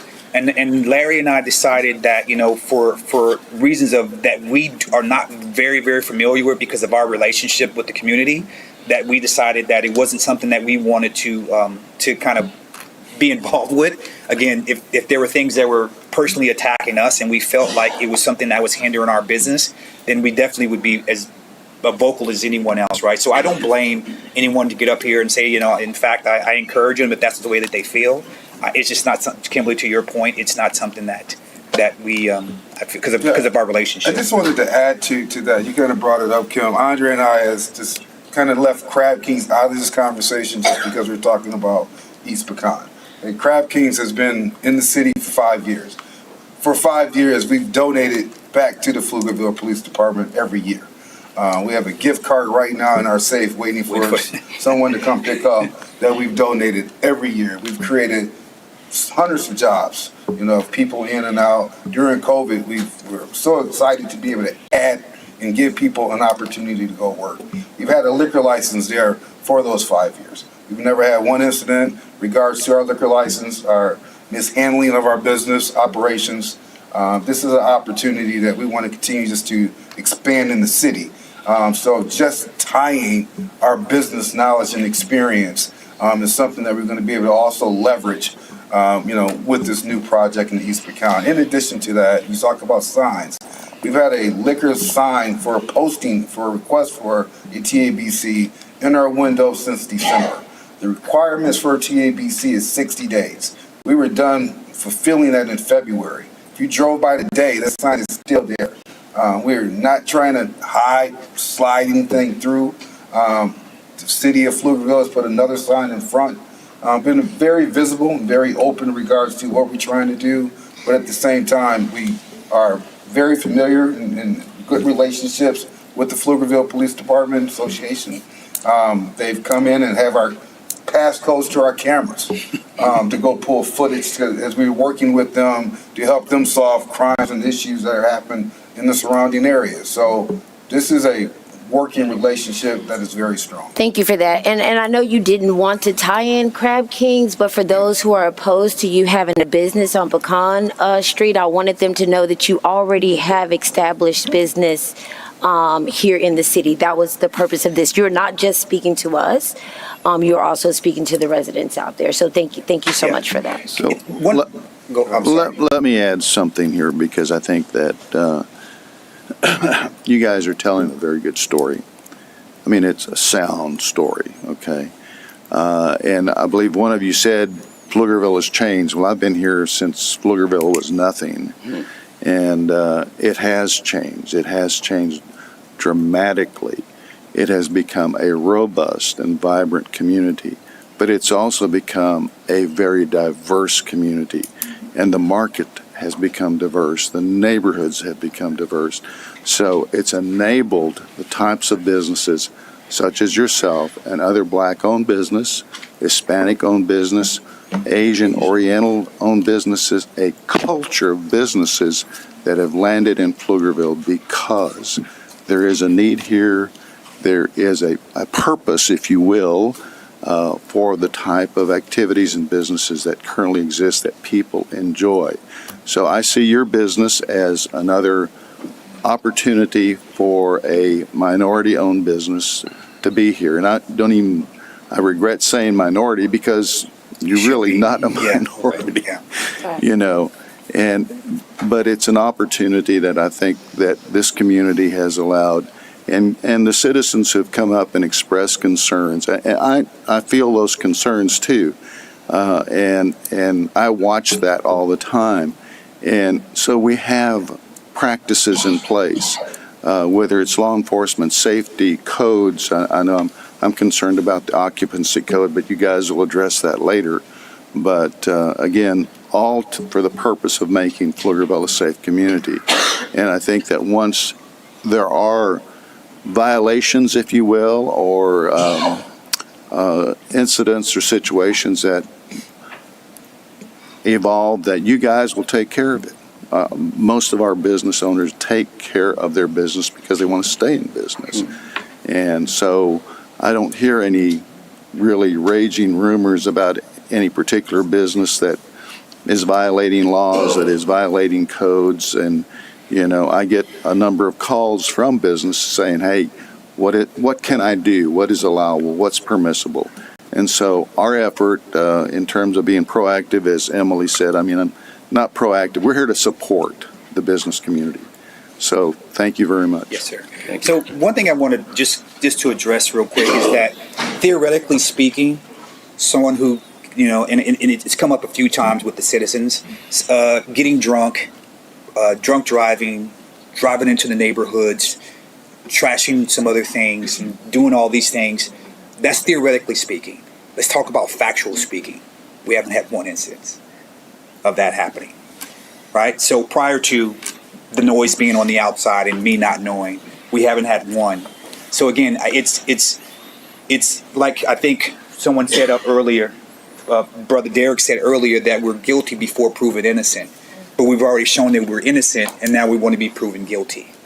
But we've given you 3 years of being innocent, but all of a sudden, just by moving to a larger location, further away from homes as we exist today, because we're like barely on the 200 mark to the home behind us. I mean, we're like two or three football fields away from the person that lives behind us, because it's like 2 acres in the back, I believe, right? So we're like far away. So I guess someone's going to drive over 2 football fields drunk and hit a house when they can just drive 200 feet and hit the house where we're currently at right now in a much smaller spot. It's never happened. I've never seen the police come over and pull someone over because it's BYOB. We don't control what they drink now. We're going into an environment where we can control consumption.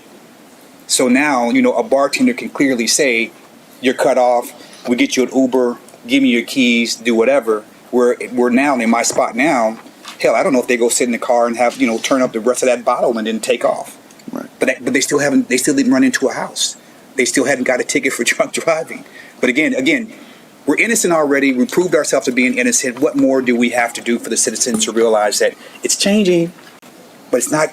We're not going to make your environment toxic because of what of these theories that you're thinking of. I've given you 3 years of factual doing business in a community that's much closer to any home than any other business on that strip. What more do we have to prove to show that that's not going to happen? I've got just a few questions for you real quick, hopefully, and then one for staff. Can you tell me real quick though? Do you own the property, or are you leasing it from the owner? From Saeed. Saeed is the owner. We're okay. leasing it from yes. them. And have you been made aware of the deed restriction? No, that was the first we've heard of it since we've been. Today was the first time. Yeah, I mean, I would wonder, are you worried that you're putting in an awful lot of effort and there may be something that Saeed didn't disclose? That would be a major concern. Okay. Absolutely. I would encourage you to look into that as diligently as possible. And I think I heard this from staff. I'd like to hear it from you. You're saying there is no outdoor use intended on this site? Correct. Yes. Okay. I just want to make sure we're saying lounge use is limited to the interior. That is the entirety of the use is the lounge use. There's no deck, no seating, no one going outside to smoke because they can smoke inside. That's the intention. All right. That's all I got for you. Emily, I had one quick question for you. And I heard something earlier. Do we have a definition of a lounge? I think I heard that a lounge does not, it's liquor sales lower than 51%. It is not a 51% business. It's less than 50% for food and alcohol. And then the other 50% is the cigars? Cigar sales. Okay, or at least 51% or more is cigars. Yes. Okay, that's Do we collect taxes on cigars? It's a retail item, I believe we would.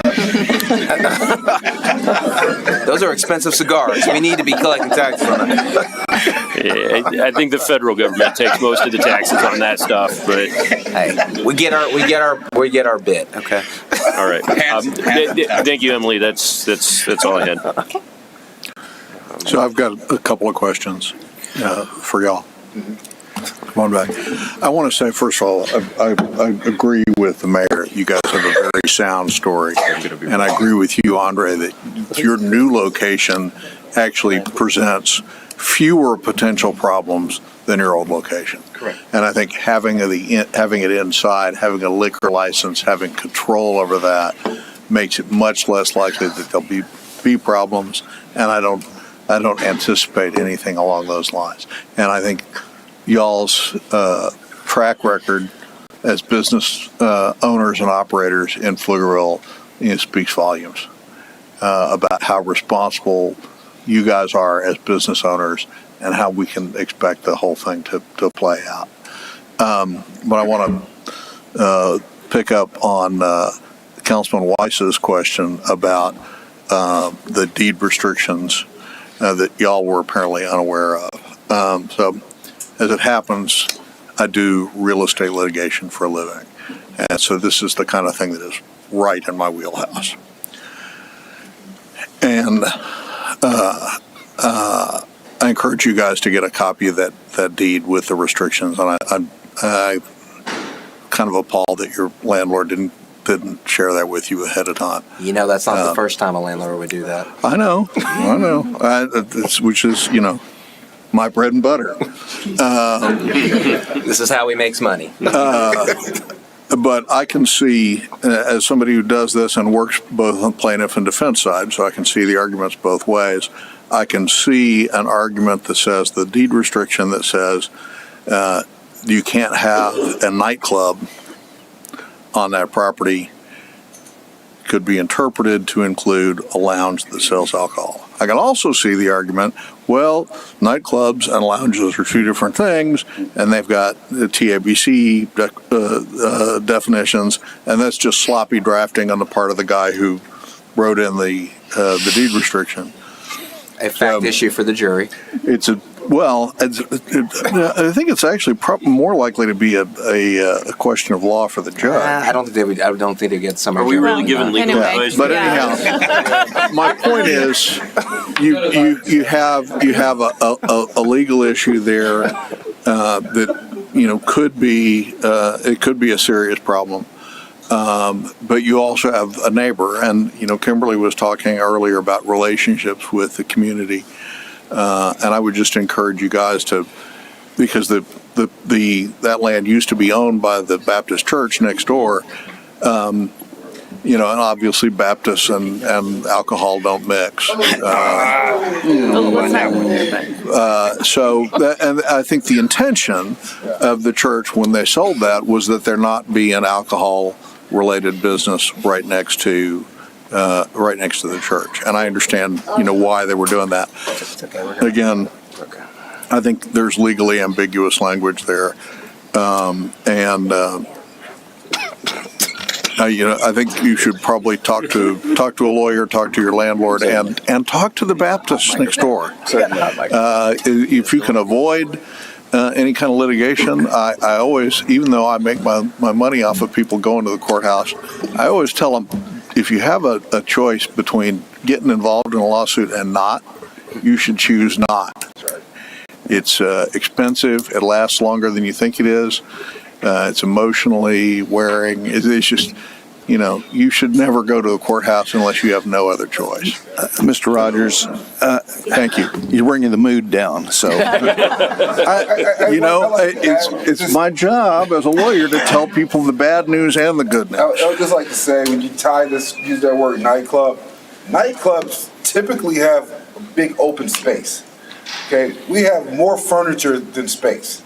Okay, so it's more opportunity for you to sit down, relax, versus an opportunity for you to bump into someone because you're too packed. And so I just want to give you a visual. This is more of a lounge. Okay, you go into your living room, it's your lounge. You sit down and you enjoy it. Okay. So this is not Club Pecan. Exactly. I think we've gotten the picture here, and if there's not anybody else, oh, go ahead.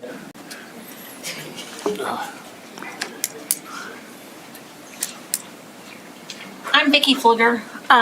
We represented the Baptist Church whenever they sold the property, and I can tell you that the church took great lengths to discuss whenever they made the decision to sell the property, and then whenever they talked about through several meetings what restrictions, if any, they were going to put on the property. There are other businesses in Pflugerville that whenever they sold their downtown properties that there were no restrictions put on it. This is one of the few that has the restrictions put on it via special warranty deed. If y'all don't have a copy of it, I would be more than happy to send it to y'all so that you know what it says. For clarification, it does say the subject property shall not be used as a bar, liquor store, nightclub, or adult bookstore. It doesn't say anything about who owns the property, whether it be a woman, a man, black, white, brown, whatever. It specifically says that it is not to be used as a bar, which is where alcohol is served. So you have a church that has over 1,000 members that has made their expression very clear on how they wanted the land to be used. And if the zoning is changed to allow this, you now have created a precedence for landowners that their voice in doing a special warranty deed or putting restrictions on a property is null and void. Thank you. I'd like to add. Hold on. I mean, the special warranty deed supersedes any rule we make. We don't pay any attention to the special warranty deed. That's between the two parties. We're not overruling that if we pass this. It would just be a dispute between the landowners, not involving the city. Charlie, you want to? Yeah, let's be clear about that. The city and the city council shouldn't take into consideration a non-legitimate governmental purpose in making its But the city legislative council decisions. should take into consideration a church of over 500 or 1,000 members that made it expressly clear how they wanted the land to be used. But I disagree with that. You're assuming that all 1,000 members you're speaking on behalf of all 1,000 members, and you cannot say that you are speaking on behalf of all 1,000 members. I have attended that church as well, and I have a lot of friends who attend that church, and I go regularly to the adult prayer.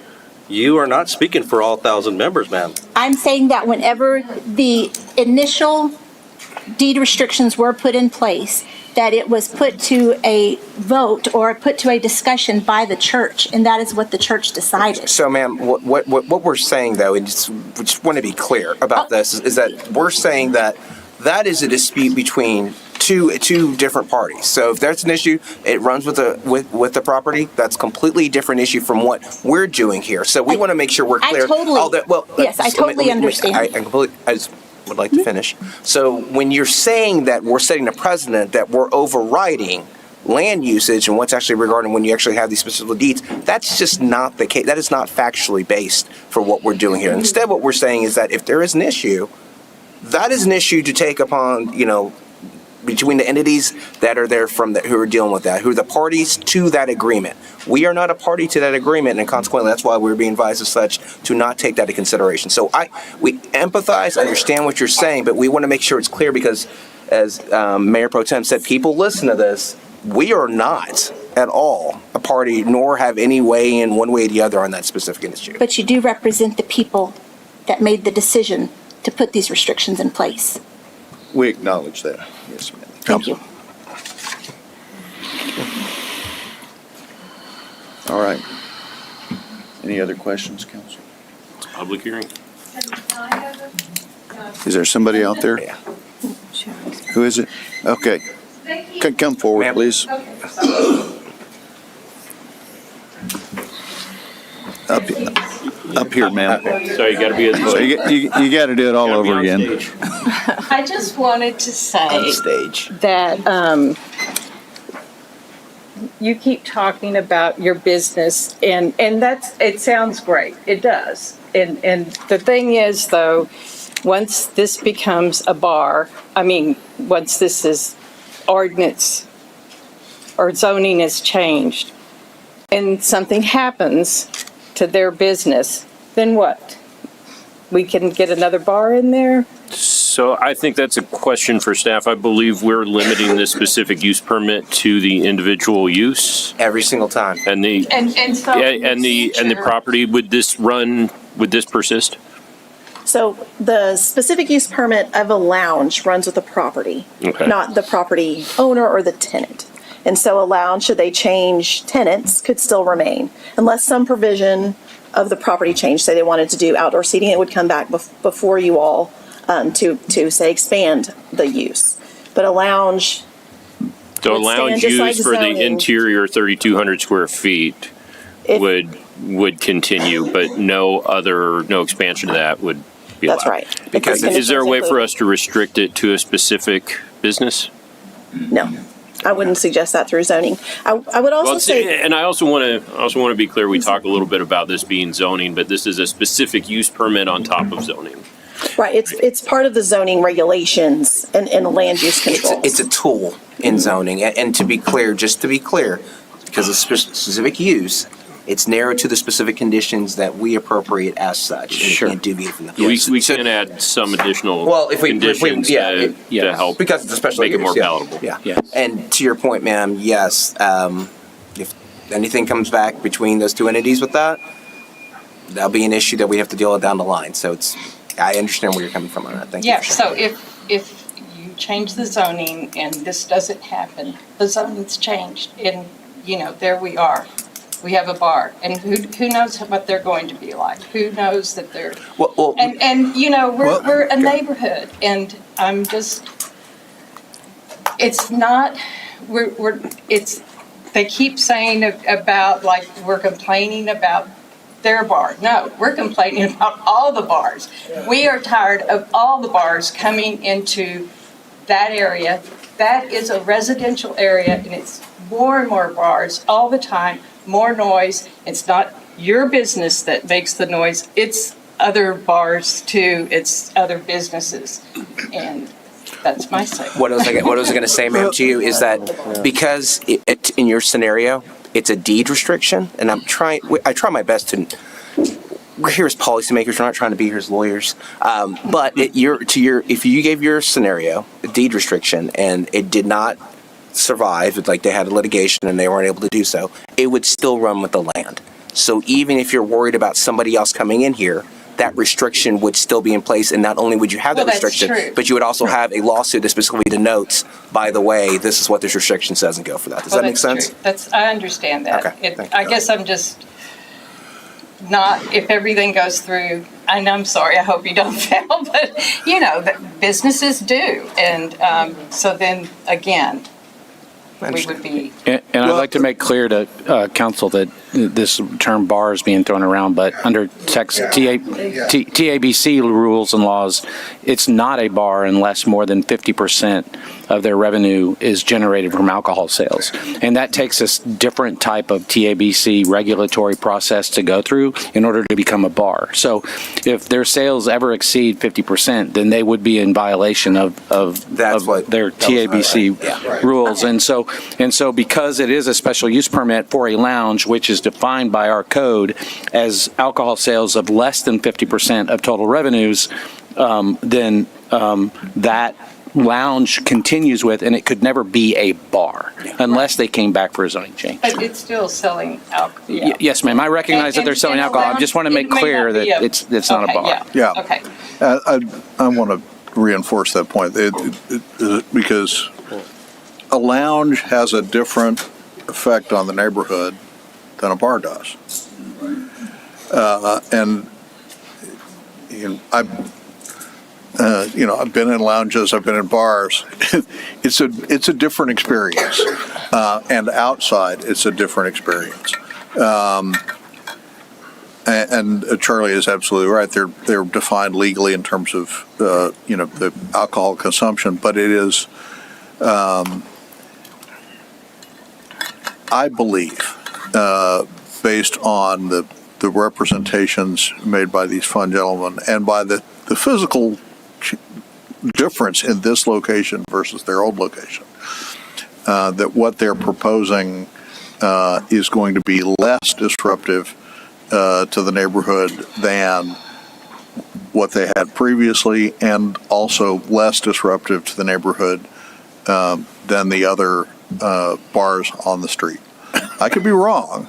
I don't have a perfect crystal ball, but it looks to me like this is actually, in terms of the impact in Old Town, going to reduce the negative impact. That's what it looks like to me. I'll make a motion to close public comment. Second. Have a motion and a second to close public comment. I apologize, I did not hear who seconded. Caesar. Caesar did the same.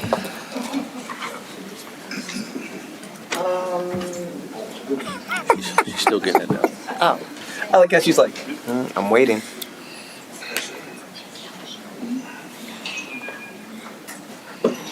Mr. Rogers. Oh. Okay, motion carried. I make a motion to approve 6A. Second. Have a motion and a second to approve that ordinance.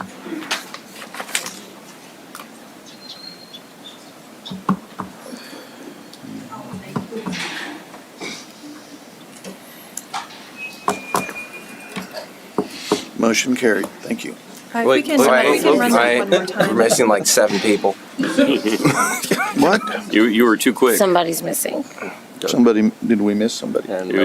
Me and David. All right, let's do it again. We all vote. My button said end.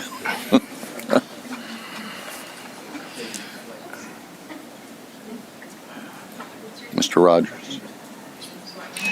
I'm thinking. Oh my gosh. Melody grabbed his computer.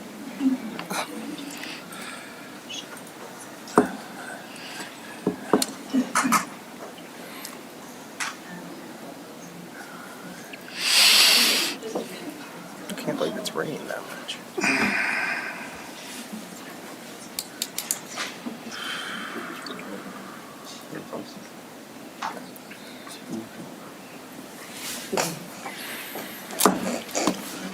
Okay. Motion carried.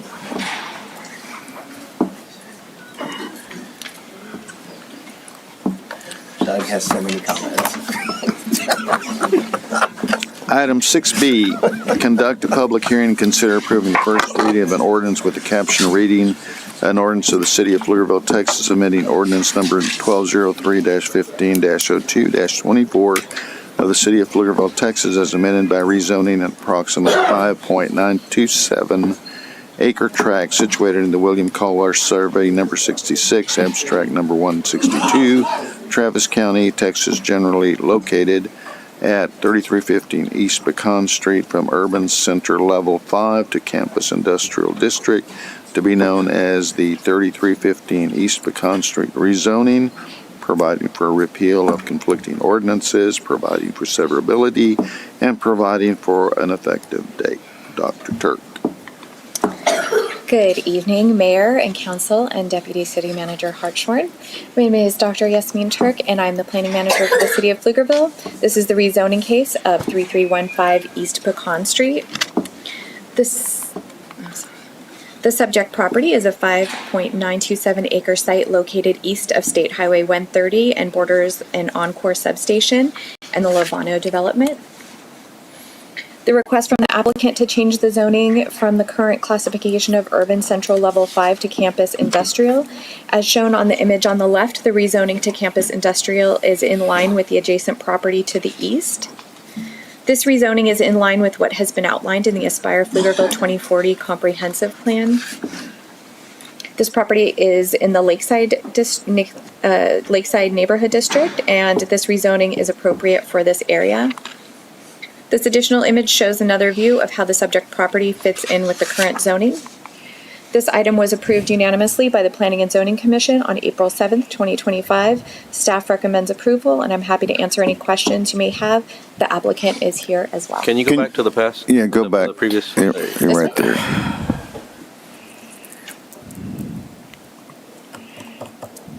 Is there a specific use that is included in CI that is not in CL5 that the property owner is looking to exert on this property? What's the impetus? Campus industrial is more intended as an employment center. And so like light industrial research development center, multi-story offices, businesses, services, and limited retail services. And that's in line with the Pecan Crossing campus industrial that's right next to it. So this would put it, if I go back to that previous image, so the subject property outlined in black would bring it in line with the gray property, making it campus industrial. The urban corridor level 5 is more dense dynamic walkable centers, whereas this is more, that's more for living, working, shopping. And then the campus industrial, which the proposal is to rezone it to, is really more an employment center. Can you help me understand why we've got a sliver of CL4 there on just to the north end of the current CI zoning? Just to upset you. Because the other No, on that CL4. on that previous slide. Right, I was just pulling this up to see if it's different on here. I believe that is still part of the Encore substation. I'm not sure if there's. Oh yeah, is that what it is? Okay. Did you hear what Melody said? What's that? Oh, I asked a question. So this didn't the Pecan Crossing used to be CL4? Yes, so it's probably still in line with that. So we rezoned Pecan Crossing to CI from CL4. Correct. All right. And we left that. Well, you know me, I'm not a big fan of downgrading this zoning to campus industrial. We did it on the north side there from corporate campus. I was very much opposed to that, and I think we've seen that that was not our finest hour. I also don't think CI makes a whole lot of sense as an adjacent use to the residential that currently exists. You're going to have to convince me this is a reasonable idea because it's not making a lot of sense to me. Can we hear from the applicant? Sure. Is that okay? Yeah. Sure. Good evening. My name is Ben Buffkin. I'm with Endeavor, and we are working on this project, and we own in a separate JV the project just to the east, the Pecan Crossing Campus Industrial, and the subject property is a leftover parcel that Encore owns. They own approximately 10 acres. They've got a substation that fronts Pflugerville. Sorry, it says Pflugerville East, but Pecan. And there's 5.7 acres in the back that's adjacent to us that's landlocked effectively.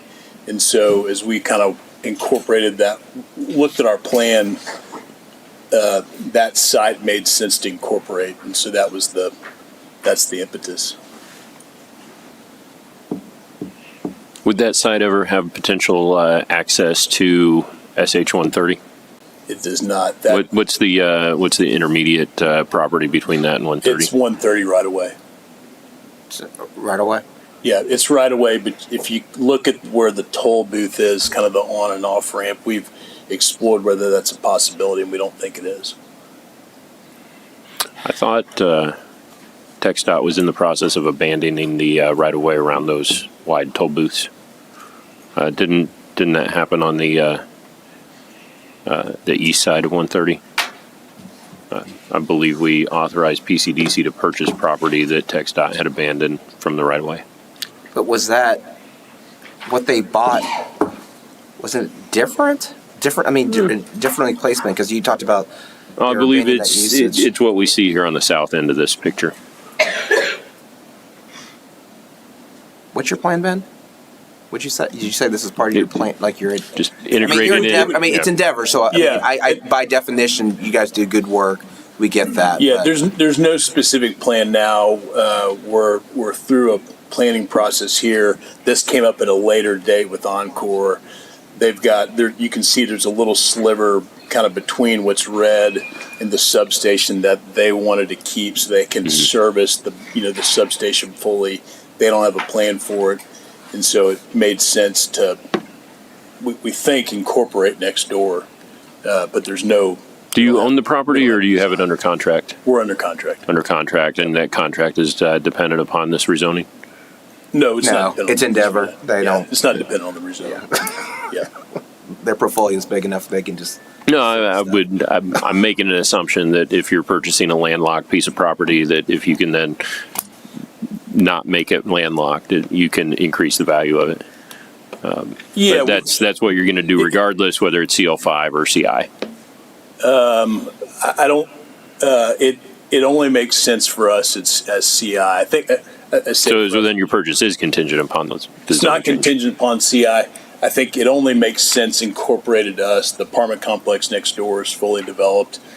There's power, what you can't see is on between the red and the apartment complex, the large overhead power lines run. So there'll be in addition to kind of the 180 feet between those edge of those power lines and the multifamily, there'll be another 200-foot buffer that's got to be set back from the power lines. And so the site either, sits there controlled by Encore undeveloped, or it gets incorporated next door. So it may not be contingent on this, but whatever plans that you're not necessarily, I mean, you guys obviously have some concepts and ideas. And for your purposes, based on the concepts and ideas you've had internally, it only makes sense to have this change regarding the zoning on this. Is that correct? So, yeah, I think so, yeah. I guess I wasn't really clear on the answer to the question of what is allowed in CI that's not allowed in CL5. Sure. So CI is intended, it's campus industrial, right? And so it's intended as an employment center. So light industrial, research and development centers, multi-story office buildings, business services, limited retail. It's intended to provide for places to work with the conveniences of services within a centralized area, and it should be located along major arterial streets and may be located along the SH 130 and SH 45 corridors. For CL5, it is more a dense, dynamic, walkable center for living, working, and shopping. Urban centers provide a retail and employment focus supplemented by dense residential development. 3 urban centers established upon initial approval of the SH 130 and SH 45 corridor boundaries occur at major interchanges along the state highways with emphasis upon retail. Also employment and entertainment type uses. So think Whereas of campus industrial Well, steel wall. I guess when I hear that, I'm like, I'm essentially. That's a all of those. hodgepodge. Well, it was just like all of those things I thought were allowed in both that you were talking about campus. I just don't know what the. My assumption is that we allow tilt wall warehouses by right in CI, but they require a specific use permit in CL5. Yes. Yeah, which is Okay, so that's something. but that's another conversation about maybe we want to look at that in the future. We've got UDC under review right now, right? Because I'm like, Because you have all the uses, is checkbox. Which one is it allowed in? Which one is it? That's just what I'm unclear. I appreciate the overall purpose of each, but some of those seem like they're in both. yeah, and that's what too. I think you've heard from 3 of us say that. It's kind of like, okay, why aren't we just having these in the same? So just a little bit of history on the campus industrial zoning district. So in the 130 Commerce Park, many of you may recall, we went through a multitude of specific use permits. Oh, we did. And before the 2040 comprehensive plan, this area was really known as kind of that employment kind of bookends, right, of 130. And so, but because of the constant specific use permits, we created the campus industrial district to offer that employment opportunity, which would have kind of those tilt walls without the heavier industrial uses that we were seeing when it's appropriate. That's when the bigger piece, the Pecan Crossing campus in Endeavor, brought that site to us. And so that really looks like, without a whole lot of specific use permits, a zoning district that's appropriate along a corridor. And so there is in many districts, there's a lot of overlap in uses, right? And so you're then looking at development regulations. Is it outdoor storage? No, that's not permitted, because that's a lot of things that we were seeing. And so instead of going through that piecemeal along the corridor, we created this district which is appropriate here. Councilmember Weiss, to your question about the compatibility and kind of that between the apartments and the campus industrial, that is one of kind of the nuances of the larger density mix of uses along the corridor, which we have clarified in our current districts. But what's unique about this particular piece is that it is south of what's called Bird's Nest by Encore, right? So it's really kind of landlocked. There is that 130 property that's owned by TxDOT, a little bit different than the 17 acres that PCDC owned, which the likelihood of the toll or TxDOT allowing a direct connection to 130 from that property is really challenging. So looking at all of those pieces, the limited outdoor storage, the appropriateness of employment, and the adjacency and ability to connect it to the Pecan Crossing is why that campus industrial district is important and appropriate for this, and why it got staff support as well as Planning and Zoning Commission recommendation. Thank you. And maybe just to point out real quickly, the configuration when you're looking, if you look at the red there's a little triangle that's kind of left out on the, what I'll call the south end. That's actually owned by the apartment complex. It's when they did their site development permit, that's part of their impervious cover. So that's undevelopable. So that little flat edge is the only. Down on the left side. Yeah, below it. Yeah. So you've got a 70-foot flat edge that fronts the right of way. TxDOT right away. You've got power lines on the west side. You've got the Pecan Industrial to the east, and you've got the Bird's Nest on the north side. So it's like this property's landlocked. It can either be incorporated or not. Or undeveloped. So, and there's going to be more than 450 feet between the apartment complex and anything that you guys build. I think about 400. About 400 feet, yeah. It sounded like 380. You said it was 180 foot right away for the power lines and 200 foot buffer? The closest building's about 180, and there's another one that's 200. So, there's the way the apartment complexes lay out is somewhere between 180 and 400. To the buildings, not to the property line. Right. If you recall, these apartment complex surprised us. They did. Quite significantly. We won't have to go back over that again. And we've addressed that issue in code already. Yeah. I think one of the things I've seen is that we've to some degree surrendered this section of Pflugerville to warehouses, but I don't like to give up quite so easily. I think we've gone through the specific use permit process in the past, and through that SUP, we can offer conditions and we have a little bit more control. And I think that helps us ensure that we get the quality that we desire in those areas. Because I think that too, Councilman Weiss's part, and obviously you weren't a party to this, so let's be clear. But it was quite a sore subject with us when this apartment complex popped up. And at least with an SUP, we can try to better shape what we'd like to see. So is multifamily allowed in campus industrial? No. Okay. It's no longer allowed in CL5. It was. Okay. This was. I remember somebody. All right. So you're not so much worried about an apartment popping up on this property. You're just saying in general. This caused us. Okay. Okay, any other comment? Anyone else in the public wishing to make comment? Are you amendable to an SUP? We prefer this route. I think SUP gets more. I'm just reading the room. The easy way or the hard way? I'm reading the room. Yeah. Right. Of course. Emily, you have something to add? I thought it might help. What are when considering an SUP, with the campus industrial, a lot of things that kept coming up were outdoor storage, the architectural elevations of the building, all of which have then been built into the zoning district. And so are there other conditions in which you'd want to see with an SUP for this particular use?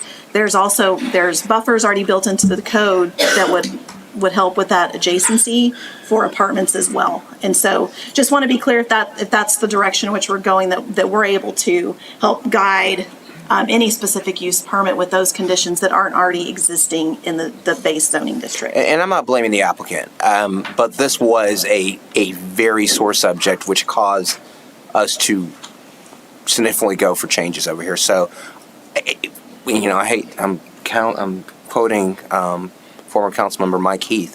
It's 130's our baby and what we wanted to shape and see and what it looked like. And so we've given up some of that to our chagrin. I'd like to still have somewhat control regarding what we actually see on that, because this is what the people see as they enter Pflugerville.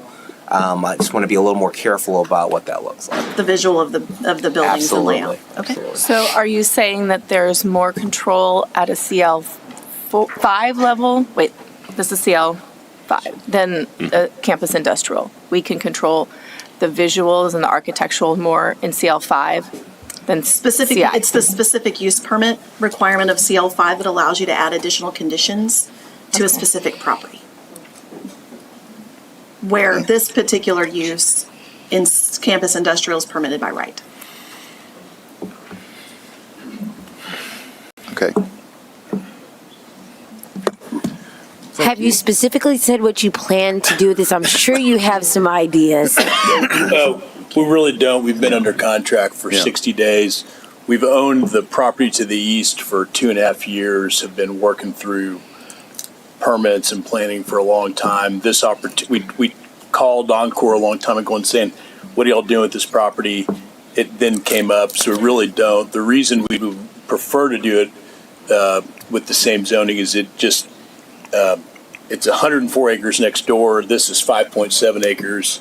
The challenge of potentially integrating the two with you've got these different restrictions and over here you got one thing would be a concern. So not knowing what that is, we really don't have plans for it yet.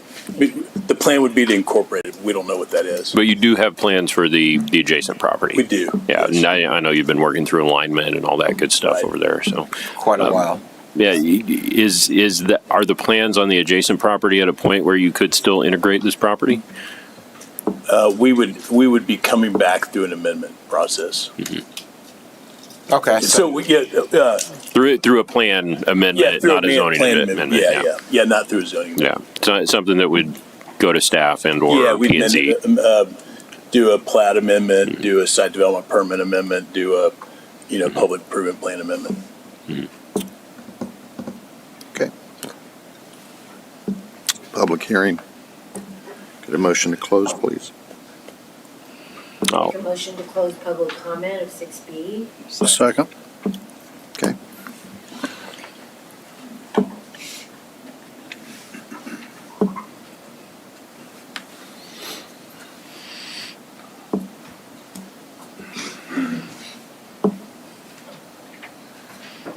Motion carried.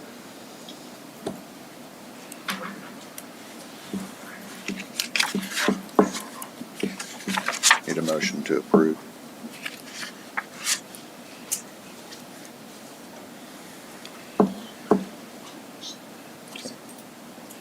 Item fails. Move to approve. Okay, thank you. Need a And it second? dies for lack of a second. All right. Well, not yet. All right, guys, for the lack of a second, sorry. I'm always uncomfortable with not having an affirmative action on a zoning decision. Is it possible, given to? I'll second it We'll just to redo vote. it. I'll Okay. second it just to vote. Thank you. I have a motion and a second now.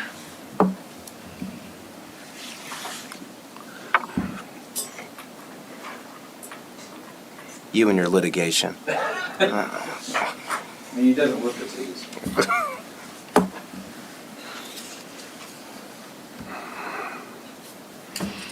Okay, motion fails. Thank you. All right, moving on to 6C, conduct a public hearing, consider approving first reading of an ordinance with the caption reading, an ordinance of the City of Pflugerville, Texas, amending ordinance number 1203-15-02-24 of this City of Pflugerville, Texas, as amended by rezoning approximate 2.509 acres of land, being all of lots 1A and 1B, Block A, replat of Lot 1, Pflugerville Industrial Park, a subdivision recorded in document number 2025-00014, official public records, Travis County, Texas, generally located at 18801 Weiss Lane, from General Business 2 to General Business 1, to be known as the Weiss Retail Center, rezoning, providing for repeal of conflicting ordinances, providing for severability, and providing for an effective date. This is the rezoning of Weiss Retail Center from General Business 2 to General Business 1. This is a 2.509 acre site that is currently in use as a fuel station with general retail. As shown in the image on the left, the subject property is bordered by light industrial and agricultural zone properties. The change from GB2 to GB1 is in line with the comprehensive plan. Located in the Blackland Prairie Neighborhood District, this change from GB2 to GB1 is appropriate. GB1 is less intense and more neighborhood friendly, and this location is appropriate for local neighborhood services. Staff recommends approval, and the Planning and Zoning Commission voted unanimously for approval of this rezoning on April 7th, 2025. I believe the applicant is here. Maybe not. The applicant may not be here, but I am happy to answer any questions from you, Mayor, from Council, from Deputy General Manager Hartshorn. Can you go back to the map? Other one. Okay. So we're looking where the gas station is. Correct. They want to be rezoned. Correct. And it's a less intense zoning for personal services? Yes. Or I move to close the public hearing. Second.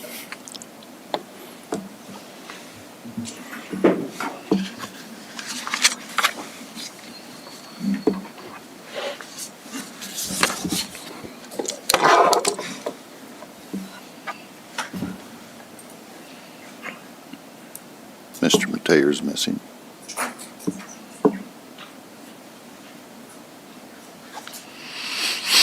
Okay. Move to approve 6C. Second.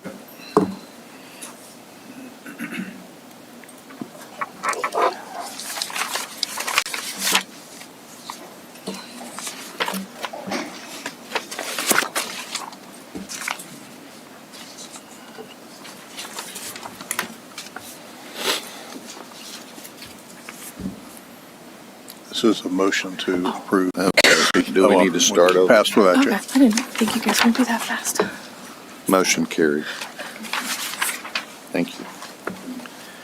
All right. Going back to items that were pulled, or wait a minute, no. Yeah. Is that right? Yeah, okay. 5A, I don't need a presentation, I just want a record vote. Move to approve. So item 5A is approving an ordinance on second reading with the caption reading an ordinance authorizing the First Amendment to the ground lease of city property to Griffin's Winterton LLC, providing cumulative repealer and severability clauses, providing for open meeting, and establishing an effective date. Move to approve. Second.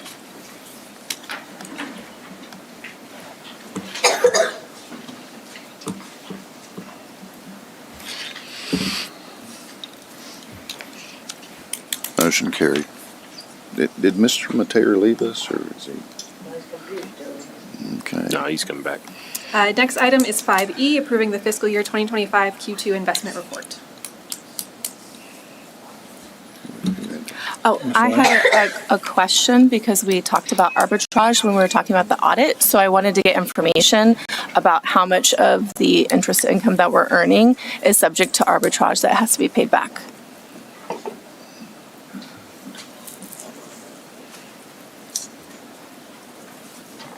There would be some subject to arbitrage. The actual amount is not something we calculate all the time. It's a very complicated calculation. We have those done annually. And so we had the last one done at the end of last fiscal year as of September 30th. So we will be doing another one either at the end of using all of the funds of a particular bond. We would do the calculation then, or we would do it again at the end of the fiscal year. Okay, so if a bond is fully, all the funds are spent, then you do it before. We or you would do go it ahead annually? and have that calculation run. Okay. Is that run internally or is there an outside? Okay. I use a consultant. So is there any sort of like allowance that we're keeping track of, you know, as we go to? We are setting the interest aside on those bonds that we know are going to be subject to arbitrage so that we are not spending those funds prior to getting that calculation done. Okay, so no interest for those bonds that you believe are subject to arbitrage are being spent until you do the calculation at year end. We are setting funds aside to make sure we have those available for the arbitrage liability. Thank you. Move to approve 5E. Second.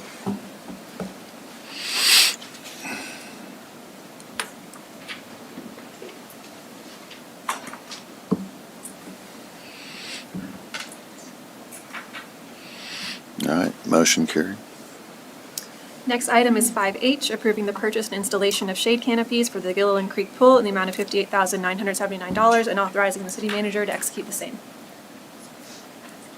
So I had additional questions on this item about what part of the budget it was in. And I was provided information that it actually wasn't in the budget and that it was being spent in lieu of another project. And so I just wanted to get more updates on that project and the funds that were set aside for that project that are now being used for another purpose.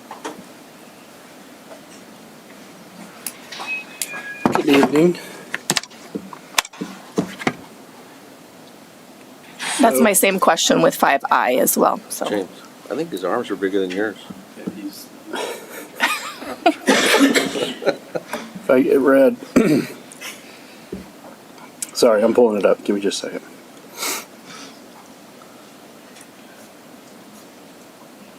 So, in the master plan, we got two options to either potentially re-envision Windermere Clubhouse in that pool area as a splash pad or even potentially as another thing altogether or completely reinvest in it. So at one point in this process, we put in $215,000 in the capital expense budget for aquatic improvements. We earmarked that for Windermere Clubhouse improvements to completely replace, to pull everything out that was of residential grade and make it a commercial grade pool facility. So after talking with, after looking at the master plan more so and talking with staff, we don't know how Windermere Pool is going to be engaged and used when the new rec center opens up. Because Gilliland Creek Pool and Scott Mincer Pool get a lot of use, seasonal and Gilliland Creek year round. Mincer's a seasonal facility. And so Windermere's been kind of our overflow. When we can't use Gilliland Creek for some reason, people use Windermere Pool. But other than those instances, other than programming space, we have very little just informal use at Windermere. And so we saw the opportunity with the new rec center opening up to evaluate what is going to be happening at Windermere Pool and its usage post that new facility opening up. And we're doing a trail corridor study that is essentially going to evaluate the trails and all the park system amenities. So the fitness court, the Gilliland Creek Pool, Fluger Park, Finnig Park, all the way through to Windermere, and coming up the other way, up Bowles, and to right now the current rec center. That trail corridor study is going to evaluate access, that trail, and all those facilities. And so we said, well, let's evaluate what Windermere's doing with this new rec center opening up. Let's wrap it into this trail corridor study, and let's also realize that we have severe shade issues at Gilliland Creek, and the next item has maintenance issues because we're getting dirt and grass in our pump and filtration system. And so we were like, maybe we can pull a portion of those funds if we pull the improvements to Windermere. And we did put $33,000 in the Windermere improvements to replace some motors and pumps to make sure it still functions for the next couple of years as it's being evaluated. But we reallocated those funds to potentially put shade and indoor, or not indoor turf. Artificial. Canine. Yeah, artificial turf. The canine version. So it'll be, the water won't pool on the surface, it'll go through. And to really improve the Gilliland Creek Pool experience for the Pflugerville ISD teams, for the swim teams, et cetera, that use that for year round. So that's what those two are. It's capital outlay expense and it's an aquatic improvement, but instead of putting it at Windermere, we're putting it at Gilliland Creek. The Windermere Pool, I've used it a number of times, but it's not busy. It doesn't get a lot of traffic, and it seems reasonable to. I don't know if you use the clubhouse there, and it's not a great clubhouse, but given how rarely it gets used, can you tell us how many times people have reserved the Windermere clubhouse in the last year? I could get that number for you. It's not often compared to Mincer, which gets rented sometimes 3 or 4 times in a weekend because we have a Thursday night spot, 2 Friday night spots. Saturday and Sunday spots. Windermere's 20 times a year? Yeah, I would say less. Yeah, probably so. That would be close to. So do you think the neighborhood would miss it if we leveled it? That's what that trail corridor study will tell us. If we're seeing a lot of use at Gillen Creek, at Mincer, and now at the rec center, and we see our small numbers at Windermere go down even further, could it be a splash pad where it's safe? It doesn't require the lifeguard oversight and the chemical oversight that we're requiring that facility now, but that would be all part of that trail corridor study. Okay. That is one of the recommendations for the master plan, to make it a different aquatic space without the chemical and staff cost that it has now. Right.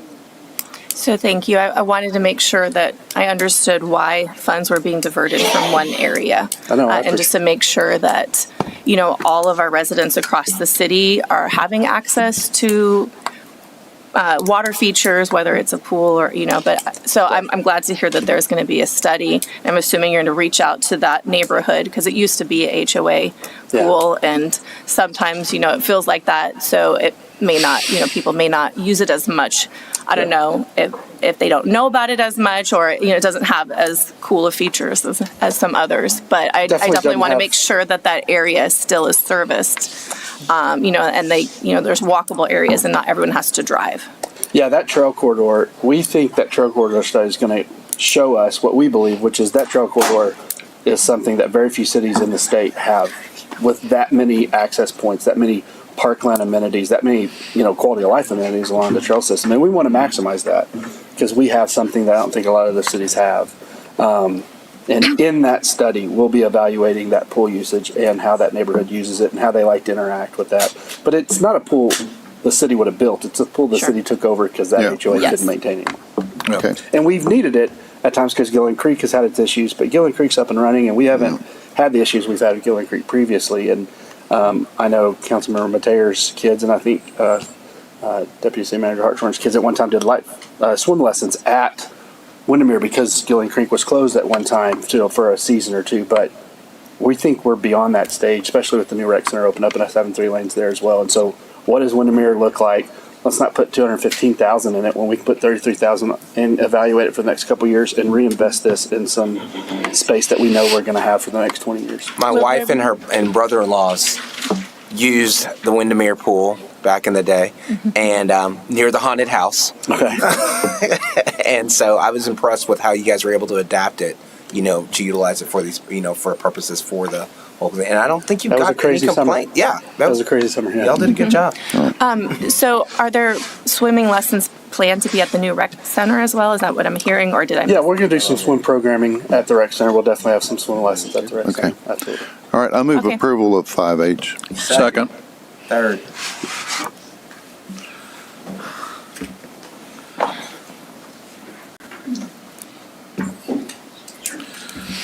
Move to approve 5I. Second. Wait a minute, we have to read the caption. Do we need to read it?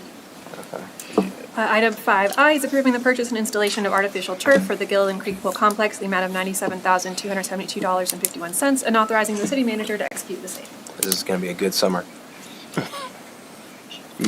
So moved. Second. Thank you.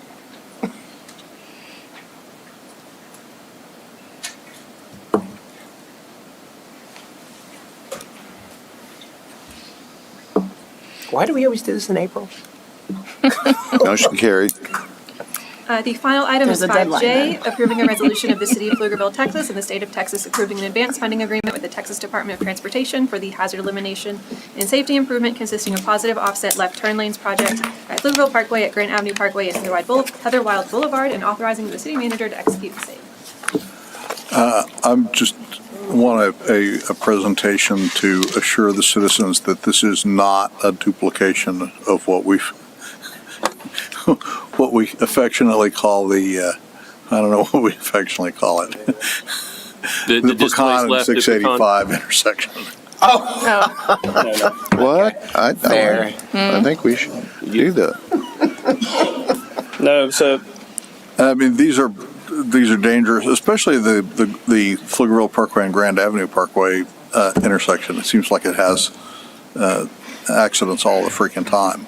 So I definitely applaud the idea that we're gonna change it. But want to give the citizens some idea of what it is and let them know that it's not going to be like 685 and Pecan. No, so the east and west staged vehicles to make turning movements to go north and south at these two intersections, East Pflugerville Parkway and Grand Avenue, and East Pflugerville Parkway and Heatherwald Boulevard, do not have any offset for those turning movements, so that Could you describe the turn movement? Is it north and southbound, or is it east and westbound?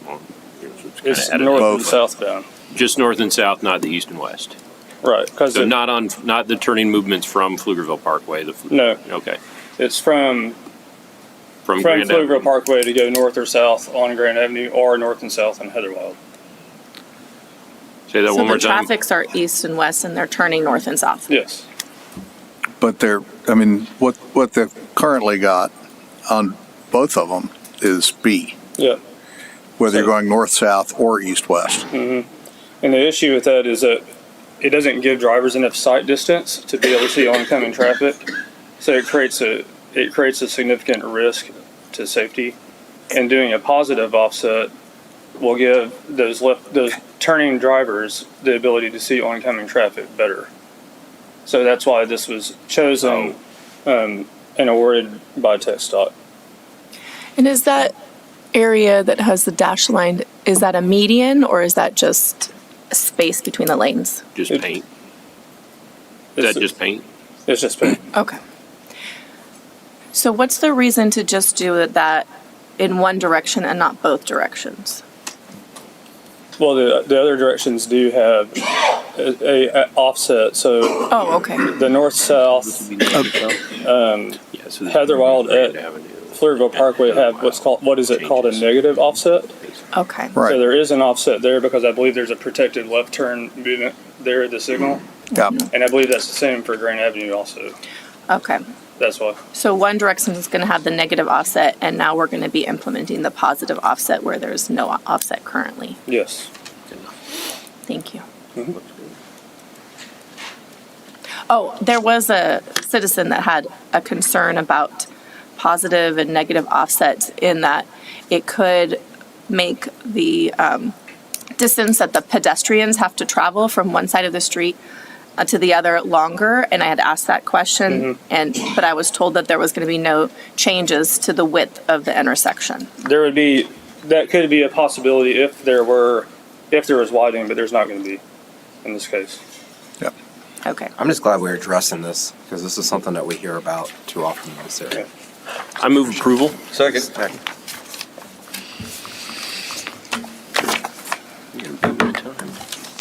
Comment? I was guessing 9:45. So. Did you really? Motion carried. Thank you. Trista, are we done? We're adjourned. I said 8.